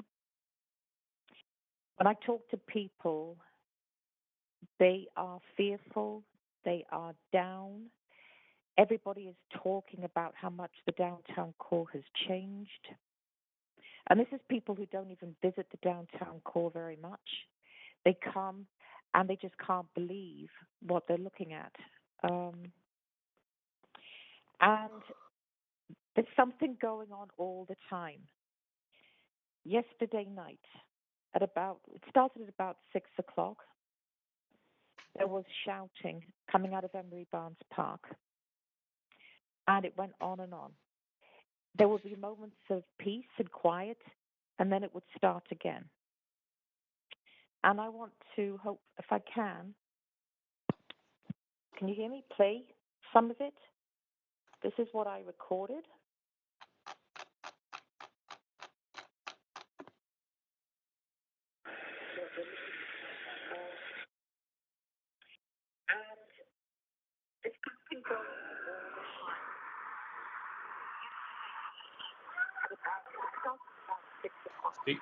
Speaker, we can't hear anything.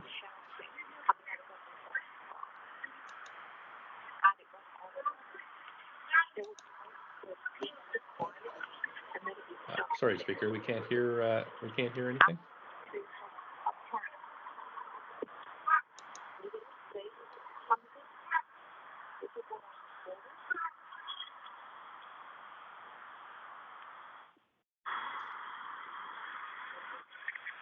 Speaker, I'm sorry, we can't hear anything.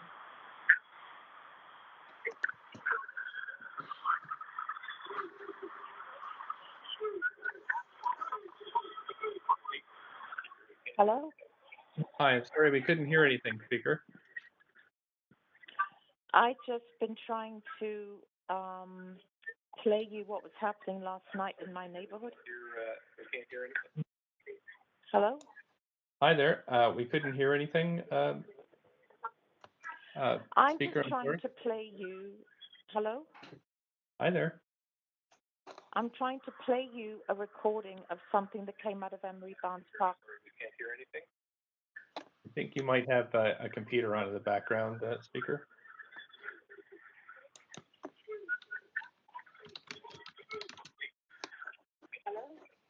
Hi, sorry, we couldn't hear anything, speaker. Mayor Stewart, just a point of privilege. Could you maybe remind the speaker to turn their computer off?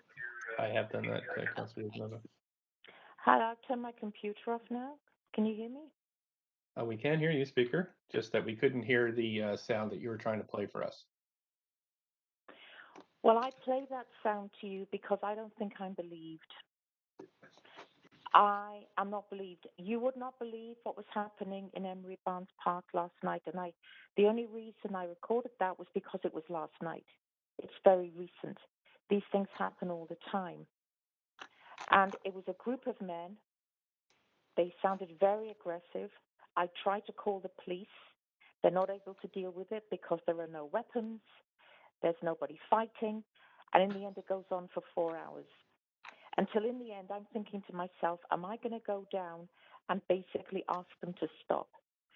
And I do agree with Michael that this city's going to blow soon enough because somebody's going to go down. It could be me and get into an altercation that's going to end very, very badly. But without the police around to do anything about it, never mind the Parks Board, we're in despair. There's just nobody to turn to.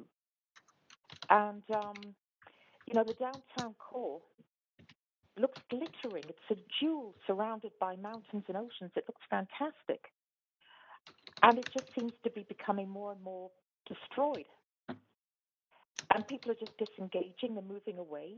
Teresa is moving away. I know 2 other people who've moved. No, I mean 5 other people, when I think about it, have moved. I'm already thinking of moving, and I've just arrived. And I just... Sorry, Speaker, that we have reached your 5-minute time limit, but you do have a question from Councillor Dejanova. Please go ahead, Councillor. Thanks very much. I'm wondering if you might be able to send us the recording or email us the recording, and then we could listen to it if we wanted at some point. Would that be something you might be able to do? Yes, if you want to. Okay. I don't suppose most of the councillors will want to. I will tell you I will listen to it if you send it. I can't speak for anyone else but myself. But I also wanted to ask you, how would this motion or the resolution that comes out of this change things? I'm not suggesting that it's going to be the be all end all of public safety in the city, but do you feel that this would be better than what's happening now, and that this is a good step forward? Or well, something has to be done, and what happened? What would this do for you if this was passed by council? What would this give you? Would this give you something to look forward to? Yes, and I want some community consultation on the changes that are taking place in this neighborhood and beyond. I mean, we're hurting. No, things just happen and we don't have a say in them. And as for the businesses, I mean, it's awful for them. And do you feel, can I ask you, and you don't have to answer this, but do you feel safe right now in your neighborhood? And what is it that you used to be able to do, or what shops and businesses did you used to be able to go to that you perhaps don't go to anymore from listening to your presentation? Well, I had to get to the post office, and it was dark in the morning, and I should have got there really early, but I didn't really want to because I don't feel completely safe going those couple of blocks. And yesterday, there was no way I was going down to the park.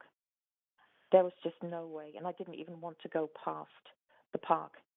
It was really an unsafe situation, and when you hear the recording, you'll understand that. And I am quite a few stories up. I wasn't even at ground level recording that, and it was just ricocheting all around. And did you call the police? Yes, and there's no weapons, there's no fight. I mean, I'm honest. They say, are there any weapons? I don't think so. Is there any fighting going on? I didn't know, but it didn't sound very friendly what was going on. But I said no, and therefore you don't get prioritized. And no police came over the 4 hours. And the Parks Board was swamped last night, so they couldn't do anything. I don't think it was something for the park rangers either. It was too serious. Well, thank you very much for hanging in there and speaking, and I do hope that we can find something for you to look forward to when it comes to staff reporting back. Thanks so much. Thank you. That's the end of the 3 minutes. Thank you for calling in this evening. And I'm going to move to speaker number 12 is withdrawn. Speaker number 13 is Tamara Brass. Not on the line. Thank you. Speaker 14 is Colin McGrath. Not on the line. Speaker 15 is withdrawn. Speaker 16, Andrew Pollard. Not on the line. 17, Speaker 17 is Mike Roan. Yes. Mike Roan, you have up to 5 minutes whenever you're ready, please. Cool. First off, I'd like to acknowledge that I'm calling from the lands of the Musqueam, Squamish, and Tsleil-Waututh nations. I begrudgingly kind of support this motion. I think what's happened kind of this last year is a couple specific neighborhoods have been kind of singled out and ignored, and I think that's kind of what we're seeing here, where a lot of people think it's not so bad, and then other people are just it sounds like a war zone. Personally, I live pretty close to Strathcona Park, and I mean, it goes without saying that we saw like attempted murder, we saw real murder, we saw explosions. There was a hit on a neighborhood member. It was insane. And the number one thing that sucked about it, aside from the assaults, was we were just we felt so ignored. Nobody was talking about it. Police would say, hey, we don't go into the park unless it's a physical threat, and only if they have the numbers, and like that was just accepted. Eventually, we did get 180 people into housing, which was the whole goal of the whole thing. And then, Strathcona Park now is quite quiet, so it's gotten a lot better. But I'm hearing, like I walk through Chinatown quite regularly, and that seems about as rough as it's been. January was the roughest I've ever seen Chinatown, and I've lived here my whole life. And yeah, I don't know. For me, it's like this is the first motion where I've heard from anybody saying, "Hey, let's talk about it. Let's get some action on it." And so that's why I'm supporting it. It's the first thing that's come along. It looks like we want to actually take a step forward. So that's my take on it. Thanks so much for calling in this evening. I don't see any questions for you from council, so I'll just thank you for your time tonight and move to the next speaker. Council, thank you. Let's see. That was Mike Roan. Speaker number 18 is just Sarah, just one name. Sarah, speaker number 18. Just checking. Thank you. No. Okay. Speaker 19 is Scott Ellerbeck. No. Speaker 20 is Serge Corbell. Serge Corbeil. No. Okay. We have 21, Speaker 21, Nick Poger. Yes. Great. Nick Hi, Poger. Mayor and Council. How are you? I'm here. Can you hear me? Yes, Ken. Please go ahead up to 5 minutes. Thanks so much. I'm speaking to this motion from the perspective of both the Commercial Drive BIA and a lifelong resident of the City of Vancouver. First off, any motion which seeks to open dialogue between Mayor and Council, the BIAs, the VPD, Coastal Health, BC Housing, and other agencies such as the Park Board who serve the City of Vancouver and its residents, to me is a win-win. Any motion that seeks to increase support, resources, and funding with the goal of improving on and looking for solutions to the ever-increasing homelessness, mental health, crime, and bylaw issues gets my support. As we're all aware, homelessness, mental health, crime, and the daily breaking of bylaws in our communities and parks is top of mind with residents and BIAs alike. These issues are not prevalent only in the downtown east side any longer. Every neighborhood is seeing a negative trickle-down impact in their retail districts and surrounding residential areas. Within the context of this motion and touching on the relationship to the city's goal of connected neighborhoods as part of the Vancouver plan, retail districts are a heart of these communities in many respects. Providing resources to mitigate these issues is a very important component in providing safe neighborhoods for all, including those who are marginalized. I've seen warnings from community resident groups to watch out for human feces in our parks and in our children's playgrounds. This is not okay. People being randomly and savagely attacked in our retail districts is not okay. Bodies being found behind our small businesses' dumpsters is not okay. People being murdered in our parks is not okay. We, the residents and BIA, cannot go this alone. A real solution or start to one will take a multifaceted approach with cooperative work between all agencies, a four-pillar approach. While many pieces of this plan have made great strides forward, and I applaud you for your participation in that, the enforcement pillar is not taking place. Over the past decade, it seems as though the VPD have been tasked with being Vancouver's homelessness and mental health outreach. They've also been left to manage safety in our parks. In my opinion, the VPD should be left to focus on providing policing of criminal activity. I don't have all the answers. However, I would like to communicate what I'm hearing in my community from both small business and constituents. With Mayor and Council in the lead, please consider bringing back VPD foot patrols, presence and enforcement at street level in our BIAs and neighborhoods. This is a system used by major cities around the world, especially those with a large tourism base. Please consider adding foot patrols, presence and enforcement in our parks by park rangers. Please consider challenging BC Coastal Health and BC Housing with providing street level outreach and presence. Service, presence and enforcement at street level is a long missing component that would receive wide support from all residents and BIAs. Our BIAs and residents strongly believe a thoughtful, feet on the street, an on-foot outreach approach to enforcement in our neighborhoods and retail districts will provide a positive impact and help us move towards safer neighborhoods and a safer city for all. That's it for me. Thank you very much. I appreciate your time.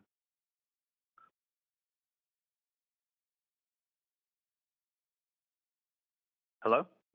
Thanks so much, Speaker. Thank you.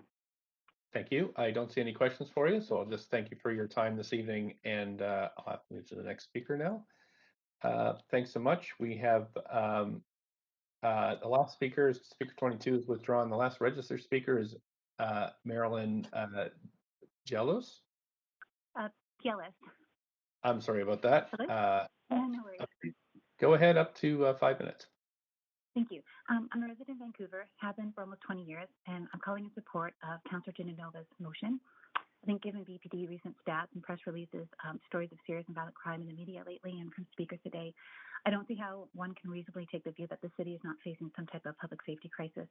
And the first step to addressing any problem is to acknowledge it, and we need to acknowledge the problem and how your decisions have contributed to the problem, and that work can start today with you passing this motion. I find it's imperative that the city start dialogue on public safety with the BIAs, VPD, CCH, and BC Housing to get a handle on the issue. So I strongly support Resolution A as a motion. Speaking from personal experience, I have two kids. They're ages 3 and 5. They attend the preschool and school at Arbutus and 8th. As you're aware, the city and BC Housing are pushing for a large low-barrier supportive housing project 25 meters from the school and preschool that has a population of over 450 kids. We had this so-called engagement with BC Housing after their announcement, but I really felt like it wasn't an engagement. They refused to entertain any questions or concerns regarding public safety. People who brought up such concerns were dismissed. I felt like I was being unjustly labeled discriminatory. In my view, this is all, it's disappointing and inappropriate because we just wanted to have meaningful dialogue because, we're scared. My kids can't speak on their own behalf. There's no huge group of activists or industry advocating on behalf of them or the other kids involved, but their safety does matter. And hopefully Resolution A is one way for their concerns and the concerns of others to be addressed and to compel other parties like BC Housing to actually acknowledge and talk about public safety, which will hopefully lead to some action.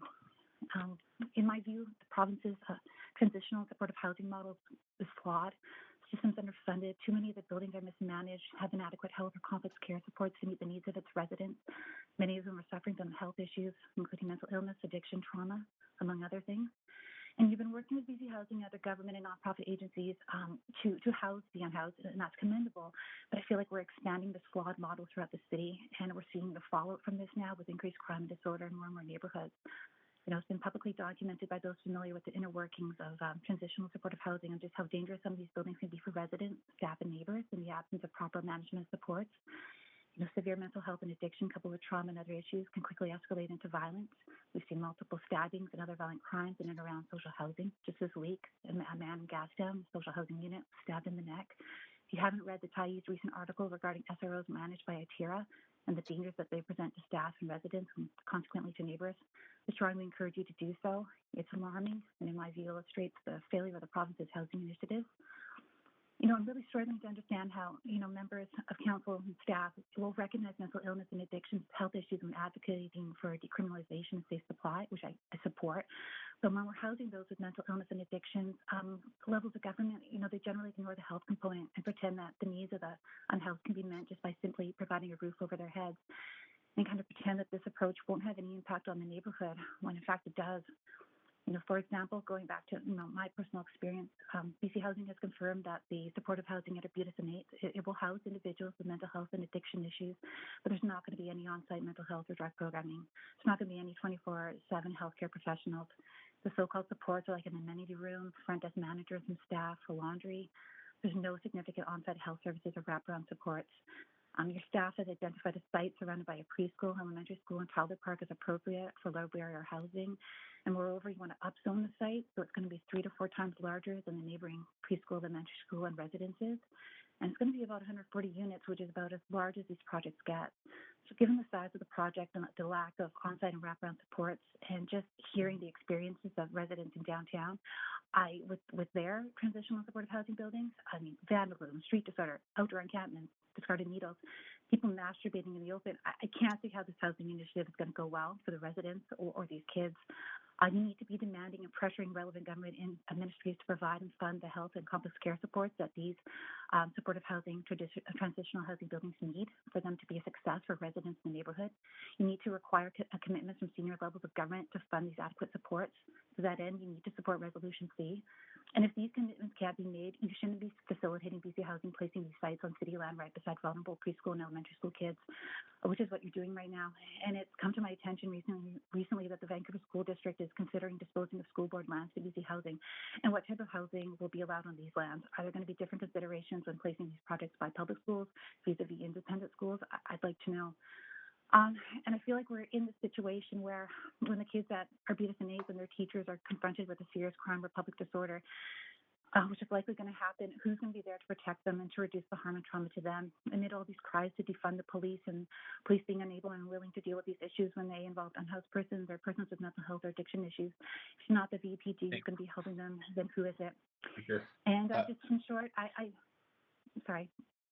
So that's okay. You're just at the 5. You're at the 5 minutes. Yeah. Okay. I support all the motions, and I want you to do more. I want your council and staff to show that they've done the due diligence when considering locations for OPS, for supportive housing, and I want you to engage in real, meaningful negotiation and consultation, and not just present the neighborhood with a plan once it's said and done, which is what's been happening in our neighborhood. Thank you. Thank you for calling, Speaker. I don't see any questions for you, but thank you so much for being so patient and calling in. Thank you. Thank you. Council, that's the end of the speakers list. I am going to go back through, though, and just call the names and have the clerk ask me, tell me if there's anybody on the line or in the chamber. So I'm going to start with number 1, speaker number 1, John Clarides. No. Speaker 2, Nadia Ayad. No. Speaker 5, Eddie Elmer. No. Speaker 7, Miriam Dennis. No. Speaker 8, Speaker 9, I'm sorry, Wellington Lee. No. Speaker 13, Tamara Freyas. No. Speaker 14, Colin McGrath. Yes.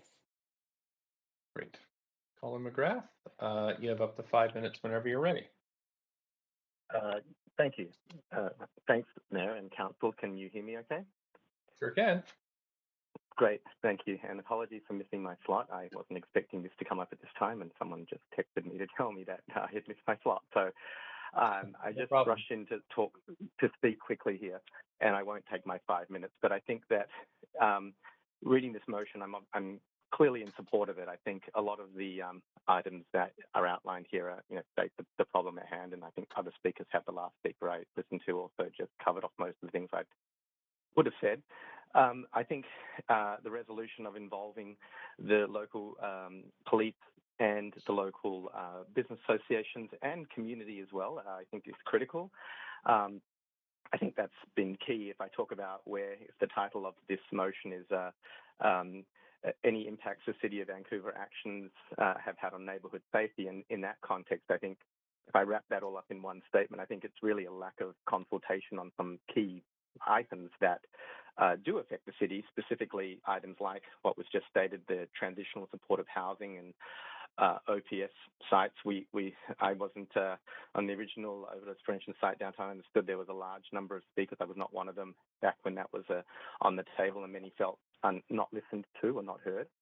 I think we also I think the last speaker spoke of the site for supportive housing that was also being tabled near schools and elementary schools. Again, really just what felt from city staff mainly, because we haven't talked to council about this, but what felt from staff's perspective is this is sort of a done deal and it's going through and this is how it is, and really a feeling that many people who objected to it for sound reasons with real solid logic and examples in the community of where these have been the problem were just effectively accused of being discriminatory, non-compassionate, and really quite really sort of pushed back and not heard. So I would say that the motions that Councillor DeGenova has put forward, I think, are good ones, and I would support them.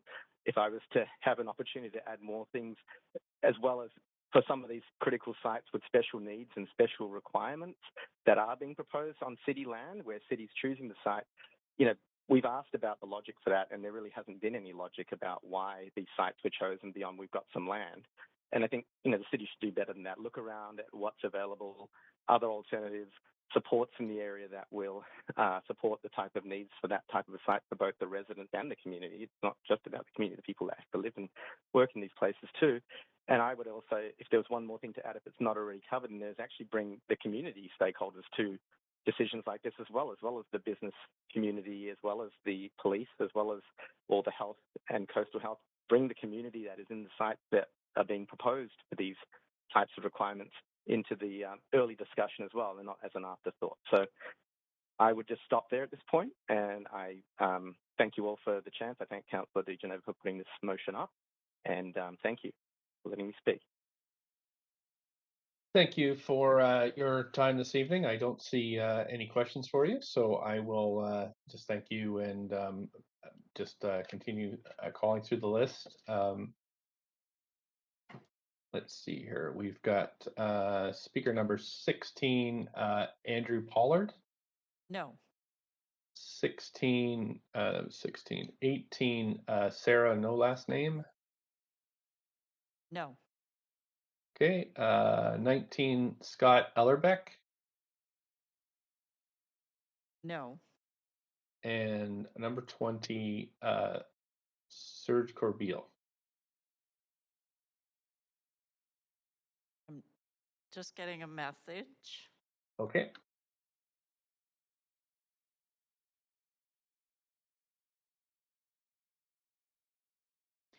No. Okay, thank you so much. So that is it for speakers this evening, Council, and we can move now to, the motion has been moved and seconded. We are moving now to debate. So I'm opening up the main queue. If you'd like to speak to this motion, please put yourself on the queue. Councillor Weeb, you're up first for 5 minutes. Yeah, I've submitted an amendment. Okay, I'll just ask the clerks to pull that up on the screen. I'm happy to second that amendment, Mayor Stewart. Okie doke. Thank you. Just there we go. The orange screen is up. Perfect. And I'll just quickly speak to it, recognizing the time. We've heard today from a bunch of speakers, as well as from the community over the last little while, of the need to be involved in this roundtable and be involved in decision making. It's also the BIAs don't represent all the businesses, as well as all the stakeholders that need to be involved at the table, as well as it needs to be a more holistic approach. And so the ministry is involved if we're really going to start to tackle this issue collectively. So what I've done here is I've added community stakeholders, recognizing areas like Little Mountain and others do not have BIAs, but do have serious concerns that need to be voiced if we're going to address this issue in a collective way.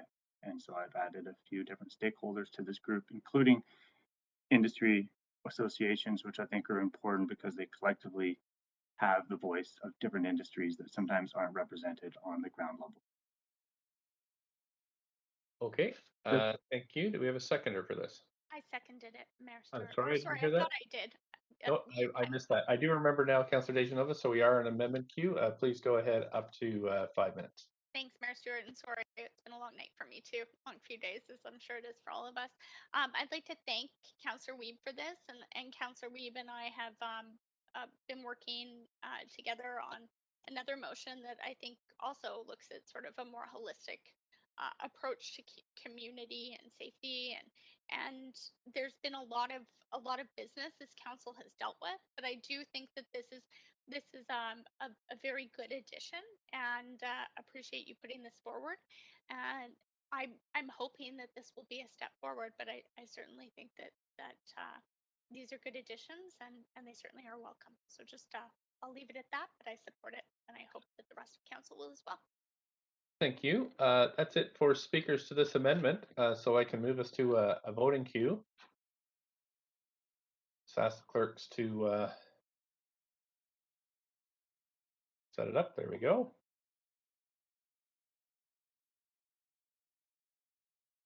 Councillor Swanson, Councillor Dominato. Councillor Dominato. There we go. Clerks want to pull that up. That is passed with none in opposition. Okay, thanks for going back to the main queue. Councillor Weeb, anything else? Oh, you're on mute, Councillor Weeb. Yeah, this is a concern that we have in the city. We're recognizing that we have to work more collectively together with other partners. We need to listen to our public. We need to listen to our business community as we try to solve these issues. And obviously, coming out of a pandemic, there's been serious concerns about how we can build back better and how we can support the safety of not only our public, but our business community. So I look forward to seeing what these discussions have and what is brought forward and how we can support that in implementation. Thank you, Councillor Weeb. Councillor Swanson, up to 5 minutes. I submitted an amendment. Okay, great. I'm just waiting for clerks to pull that up. Okay, that's up. Happy to second this as well, Mayor Stewart. Okay, I'll move it to a different queue. Councillor Swanson, you've moved it so you can speak. Please go ahead. So I'm thinking that the main cause of people feeling unsafe is that we have a lot of people who are homeless, who are actually the most unsafe because they don't even have a door that they can lock. And that it would be really great if all the people that are talking about how awful the situation is would get together and try and get some housing for these folks, especially for the 700 for whom there's no access even to shelters. That's our staff's estimate. So that's why I put this amendment in. Okay, thank you. And we've had a seconder. Okay, Councillor Kirby-Yung, I see you on the queue. Yeah, thanks, Mayor. I submitted an amendment to the amendment that the clerk should have, also circulated to council. Happy to second this as well. Okay, I will move the queue over to the amendment. Councillor Kirby-Yung, please go ahead. You're up to 5. Yeah, great. And just waiting, I'm just waiting for that to come up. So when it does, the text in green are additions, additional language to Councillor Swanson's amendment. And essentially, I think what I'm endeavoring to do with these additions, I'm not seeing the screen change, but I'll talk to it. It's on the orange cone, I think. Okay, maybe it's just we're not seeing it in chambers. What I'm endeavoring to do with the additions here is really to acknowledge that we need to do better in terms of providing more than just housing, and that we need to recognize that there's a number of significant issues and challenges that people are struggling with. And I think advocate vociferously as a united council and as a municipal body that it is about more than just housing. We need to provide people with better services, and we need to ensure that the access to the services is there. We're not just giving people a roof, but we're actually giving them a path forward and sort of access to improve their situation. So the additional language, other than a couple of housekeeping amendments, in the guts of it is really to include with access to supportive services, including mental health supports, as well as addictions management and treatment, as may be beneficial or as people may wish to access it. And that's why I've utilized the term access. But I think that it's really important. And I think that that's the big gap, honestly, that we have, that we're seeing in terms of helping people to be successful in their new homes and trying to build communities that can coexist well because people are supported with the services that they need. Thank you. Thank you, Councillor Kirby-Young. Councillor Dejanova? Thanks. I'm happy to support this and just wanted to, I'll offer my comments on this and the amendment to the amendment, hopefully at the same time. That's what I'm going to endeavor to do. I appreciate this. I didn't want to bring a large resolution to council that perhaps wasn't maybe exactly what we all wanted to move forward with. I do want input. I do want to hear back. I think that there is discussion, a roundtable involved in looking at neighborhood associations, but also in the last clause, council, and I really do hope that you'll take the time, if you haven't already, to go and take a look at the Redfish Healing Center and their model, because I think that this is exactly the type of support services, and there's all of these.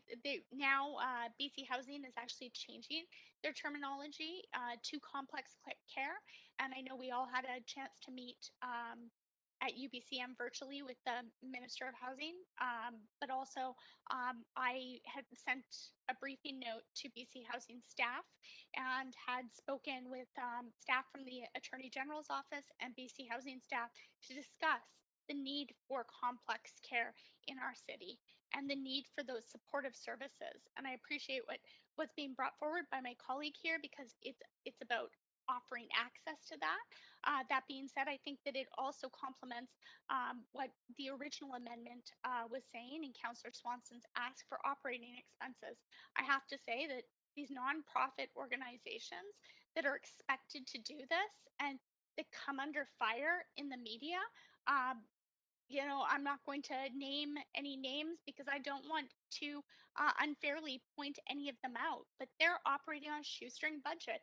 And the reason they only have a front desk clerk, and the reason that they only offer maybe meals or have one room that's free as an overdose prevention site, and that's if their front desk staff person can man that room, then it's unfair. It's unfair to ask them to do more with a smaller budget. And I think that complex care and these supportive services require that. So I think that, this amendment, the amendment complements the original amendment well, and I'm happy to support it, but really wanted to share that from my experience in non-market housing and working with people who literally have $375 a month, and they may have concurrent disorders also, but also need wheelchair accessible housing. It's very, very tough, if at all possible. Sometimes it's impossible to find those types of units and housing.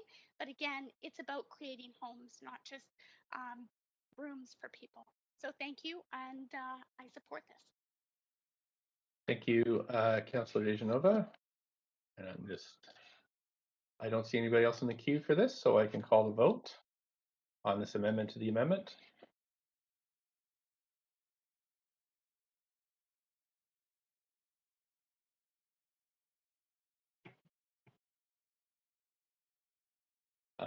And looking for Councillor Fry. There we go. That has passed unanimously. Thank you. And I'm going to move back to the amendment queue. Councillor Kirby-Young, do you have anything else? Not at this point, thanks. Okay, thank you. I'm going to move us back to the main queue. Councillor Swanson, do you have anything else? Nope. This is the motion as amended. No? Okay. Well, wait, I hope if we're going to be voting on the whole thing, could we sever it? Okay. I'll just, when I pull it up, by letter. Okay, thanks. Let's see. Councillor Dejanova, did you have anything else on this? That's a holdover from the amendment queue. I think we're Okay. back to on the main queue, correct, Mayor? Yes, we are. Councillor Kirby-Young. Yeah, thanks, Mayor. Just in terms of final comments, I appreciate the fact that we have this motion in front of us, and I think it's a conversation that's long overdue. I do think that I wrote down some phrases from some of the speakers, and I do believe that we have a public safety crisis and we're at a tipping point, and I think that we have a responsibility to listen to that and acknowledge that. You can feel it in the city. You can feel that people are on edge, that they're uneasy, that they're uncomfortable. in living their daily lives. And while we have some significant and serious social and mental health and addictions challenges we have to deal with, we also have a very core responsibility to create a livable and a safe city for all residents in Vancouver. And one does not negate the other. They're both important, and they are fundamental, I think, in terms of, we don't just talk about a livable city, we talk a lot about all the dual crises we've been through. We've been through the pandemic with COVID, we have the opioid crisis, but we now have a crisis of livability. And when I hear some of our speakers that are actually, and this is not the first person I've heard it from, I've heard it from many that are moving out, not just out of their neighborhood, but they're actually leaving the city because they don't feel that they can go about living their daily lives in a reasonable way. And at that point, I think we're failing because of a lot of serious and significant issues that we have to deal with. But we can't kind of turn our eye and say, well, we've got, these bigger, larger, ingrained, deeply embedded systemic issues. We have a responsibility, as I said, to support in the meantime. So when we have a situation where windows are being broken daily, where people don't feel safe taking their kids to the park, when we've heard from the past from women that, used to move into downtown because it was a walkable neighborhood and they thought that they could walk from Yaletown or downtown south to their job in Gastown, and they don't do that anymore. They grab a car share to get there. And the increased crime, people witnessing violent crime, that's traumatic and that stays with people. So I think that this is one of the most fundamentally important conversations that we need to be having, and we need to engage people in the community in that. We need to listen to them. And I really want to hear what they have to say in terms of what solutions and suggestions they will bring forward. What I heard tonight was a lot of compassionate, reasonable people, but a lot of people that fundamentally, at their core, are not able to feel that they feel secure in their own person and safety or for that of their family. And that's not the Vancouver that we want. So I'm very happy to support this motion. Thank you. Thank you, Councillor Kirby-Yung. Councillor Swanson, I've got you back on the, whoops. Yep. Back on the queue. That's good. Oh. So I'm going to have a hard time supporting this. We got a really great email from the Planning Commission asking us not to succumb to a narrow definition of public safety, which I think is yet another really good analysis from them. They're really doing good work lately. But the thing is we can't set up groups about safety that exclude the groups that are the most vulnerable, which I would say would be people who are homeless, sex workers, people who use drugs, people who have mental illness. They should be at the absolute center of this attempting to find an answer, because they're the ones that are experiencing the most danger, and they know what it would be that would help them. They know it the best. Remember, nothing about us without us. So to say that we're going to have stakeholders and BIAs and VPD figure this all out without the people that are the most impacted, it won't work. And you get a situation where VPD is going from one storefront to another, telling people that they have to move, and they move to another storefront, and then the VPD shows up and they have to move to another storefront. That's why I put the last part of the motion in, because we have to stop that cycle. But if we're going to do something in the immediate term, we can't do it unless we involve the people who are the most vulnerable, because they're the ones that know what it is that could solve the problem. So I can't vote for the first parts of this motion. The point of procedure, Mayor. Point of procedure.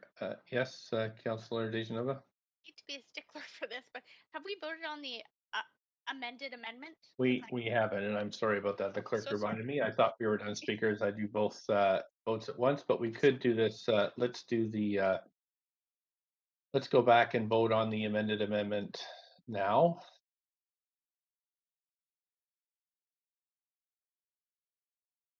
You wish me to take you to a vote, Mayor Stewart? Please do. I just want to make sure that council it's on the orange cone now if you see the amended amendment. I'm sorry, I forgot to call a vote on that, but please trigger the vote now. So is this D? Yes, it's your original motion as amended by Councillor Kervian. Okay. Councillor Swanson. Okay, clerks, if you want to. Call the vote. Okay. Yes, please.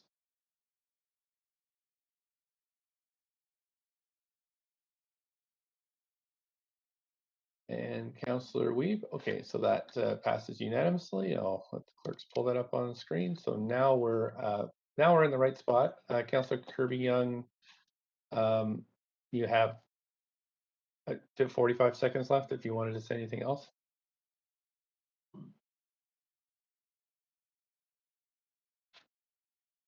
No, I'm done. Thanks, Mayor. Okay, thanks. Councillor Weeb, 3 minutes. Yes, this is not a plan to solve community safety and well-being. That is a strategy that we need to embark as a city. It's a strategy that's going to take a significant time, and we're one of the only major cities that does not have one. It's something that we need to focus, and Councillor Swanson's right. It needs to be centered from the people that are most vulnerable and the people that get affected the most. What we're talking about here today is a couple little elements that are needed to move forward on some critical issues. However, the long-term elements still need to be addressed. We are still waiting on the decriminalizing poverty work that needs to come back. Our staff are working significantly on components for us to look at the foundational pieces needed to move forward with the community safety plan. I will be supporting this current work. I do think it's important, but I don't think it should be done in parallel or without. I think that it needs to be done in parallel. I think there's a lot of work for us to do right now, and I think that this is one element. But I do think we need to focus on the community as we pull community safety and well-being as a focus of this community. We're hearing from residents, businesses, people in general that this city needs to focus and work together and holistically on a community safety strategy that affects everyone, with everyone involved, so we can have those connected, safe communities that we all want. So I will be supporting this, but I think in the long run, we do need a community safety and well-being plan here in Vancouver. It's critical. It's critical if we want to be a livable city. Thank you. Councillor Fry? Yeah, I won't take up too much time. I was a bit ambivalent about this motion, not because I don't agree that there's a lot of issues to deal with in particular where we're seeing in the downtown east side, Chinatown, downtown core peninsula. There are certainly an increase in disorder. I did want to just highlight, based on some of Councillor Swanson's comments, that in Article B, it does talk about including residents, and I think it doesn't presuppose who the residents are. So I would assume that those residents could just as easily be folks who are living in the Howard Johnson as they are residents who are living in the condo across the street from the Emery Barnes Park. I also do want to highlight that in A, it does actually touch upon something that I think is quite significant, and that is the increased property crime, theft, and violent shoplifting. I don't know if any of you have noticed, but you don't see security guards in the city anymore that aren't wearing stab-proof vests. And I'm talking about the guys who are, working at the supermarket or the London Drugs or whatever. And I think that's indicative of a trend that we should be taking seriously. Certainly, we hear lots of the sort of anecdotal stuff on Twitter, and obviously, it's Twitter. But I do think, and I spend a lot of time walking and cycling around the city and sort of getting boots on the ground, and definitely there is a tension there that I think we need to discuss and act upon. I'm not sure that this is going to be the mechanism to do it, but I appreciate that Councillor DeGenova's brought it forward, and at least it's an opportunity to accelerate that conversation. But certainly, it's something that we as custodians of the city need to really work on, and it is going to take a multitude of approaches. It's going to take a multifaceted approach, and again, just to reflect on Councillor Swanson's comments about nothing without us, without us. I do think that that the inclusion of all residents would satisfy that criteria. So I'll be voting in support of this motion as amended. Thank you. Councillor Dejanova. Thanks. Just before I close on this, Mayor Stewart, I was hoping we could possibly have a copy emailed to us so we know what we're voting on, as some councillors have already requested severing. Sure. The clerk's, I do think it was actually emailed to us already. Sorry, I wasn't sure. Yeah, the clerk, David Yim, if you look at that email, that's there. Thanks so much. I know that there were a number of speakers who had signed up to speak, and some had written into us. Others, I received correspondence from council. We all did, saying that they'd signed up to speak before, or that they didn't have the time, knowing how long our council meeting can take, to sign up to speak. And I do hope that they too will be consulted. I hope that those who aren't able to watch our council meetings because they're working, or to Councillor Swanson's point, because they're unable to um, to be here, because they're trying to focus on their basic needs just to keep themselves alive, getting a roof over their head, keeping themselves out of extreme weather conditions, and making sure that they have a meal. And those are people that I have worked with. Those are people that inspired me to run for Vancouver City Council, along with the people who are trying to just afford to live in this city. Everyone deserves public safety. Everyone deserves to feel safe walking down the street in our city. And lately, the things that I've heard from people on the streets, but also business owners who, one of them I heard from now, sometimes on the weekends, because of where their business is located, sleeps in their store because they're concerned that they can't go through another large property theft, and that the alarm company won't call the police in time. So they feel that they have to be in their store or they will lose everything. To hear from a concierge in a hotel that they tell people not to go walking downtown at night anymore because it's not safe. We hear about that in third world countries. I've heard about that from my friends who lived in South Africa, that they couldn't go out without, armed security. Not the city of Vancouver. That's not who we are. This is a city where we want to make sure that people not only feel welcome and safe, but they feel that that there's a real community. It's more than a city here. I also think that we have to acknowledge that it's a core service. Public safety is a part of our mandate as a city, and it's right there in the Vancouver Charter. So it is important that we as a council help these people to feel heard. This motion is also about, and I really want to highlight that the third part of this motion, looking at complex care and models and dignified housing, not just housing, because that's not dignified. I don't think that that focuses or takes care of the needs of people. I actually think it's inhumane to give someone a key and throw them in a unit when that sets them up for failure if they don't have the services that they want and need.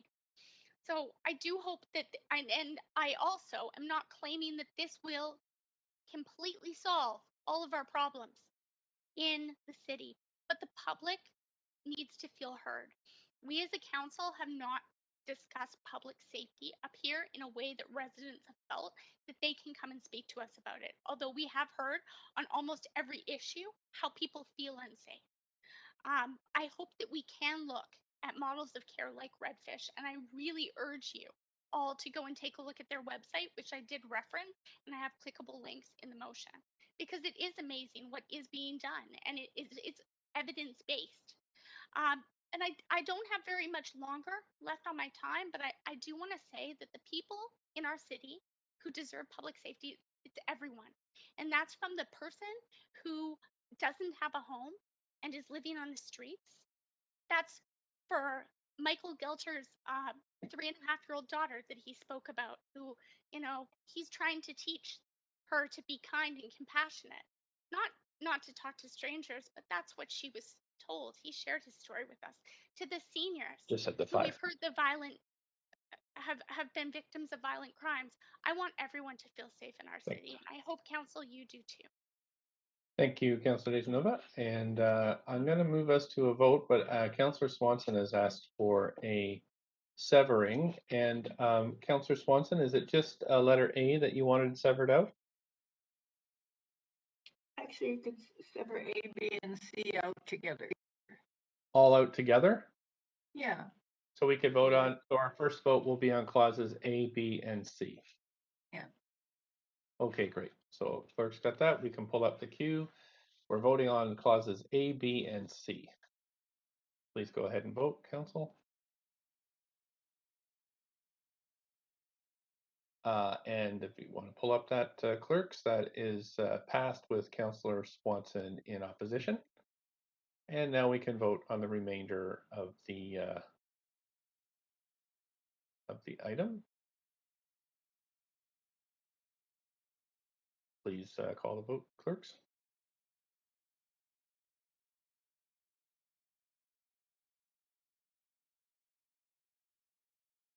And that has passed unanimously. Okay, thanks very much, Council. That is it for our business of this agenda meeting. This meeting agenda, just thanks to the clerks and all who participated, and of course, Council for the very long hours of this week. So with that, we can ask for a motion to adjourn. Motion to adjourn. Thank you, Councillor Hardwick. Thank you, Councillor Dejanova. All in favor of adjourning, say yay. Yay. Yay. Yay. Opposed, nay. That's passed. Thanks very much. And just before we go, clerks, is there anything that we've forgotten at all? All good. Okay, great. Thanks very much, Council. Enjoy the rest of your evening, and we'll see you later. Happy Thanksgiving. Yeah. Thank you, staff. Thank you, Mayor. Thanks, Okay. everyone. Happy Thanksgiving, everybody. Bye, everyone.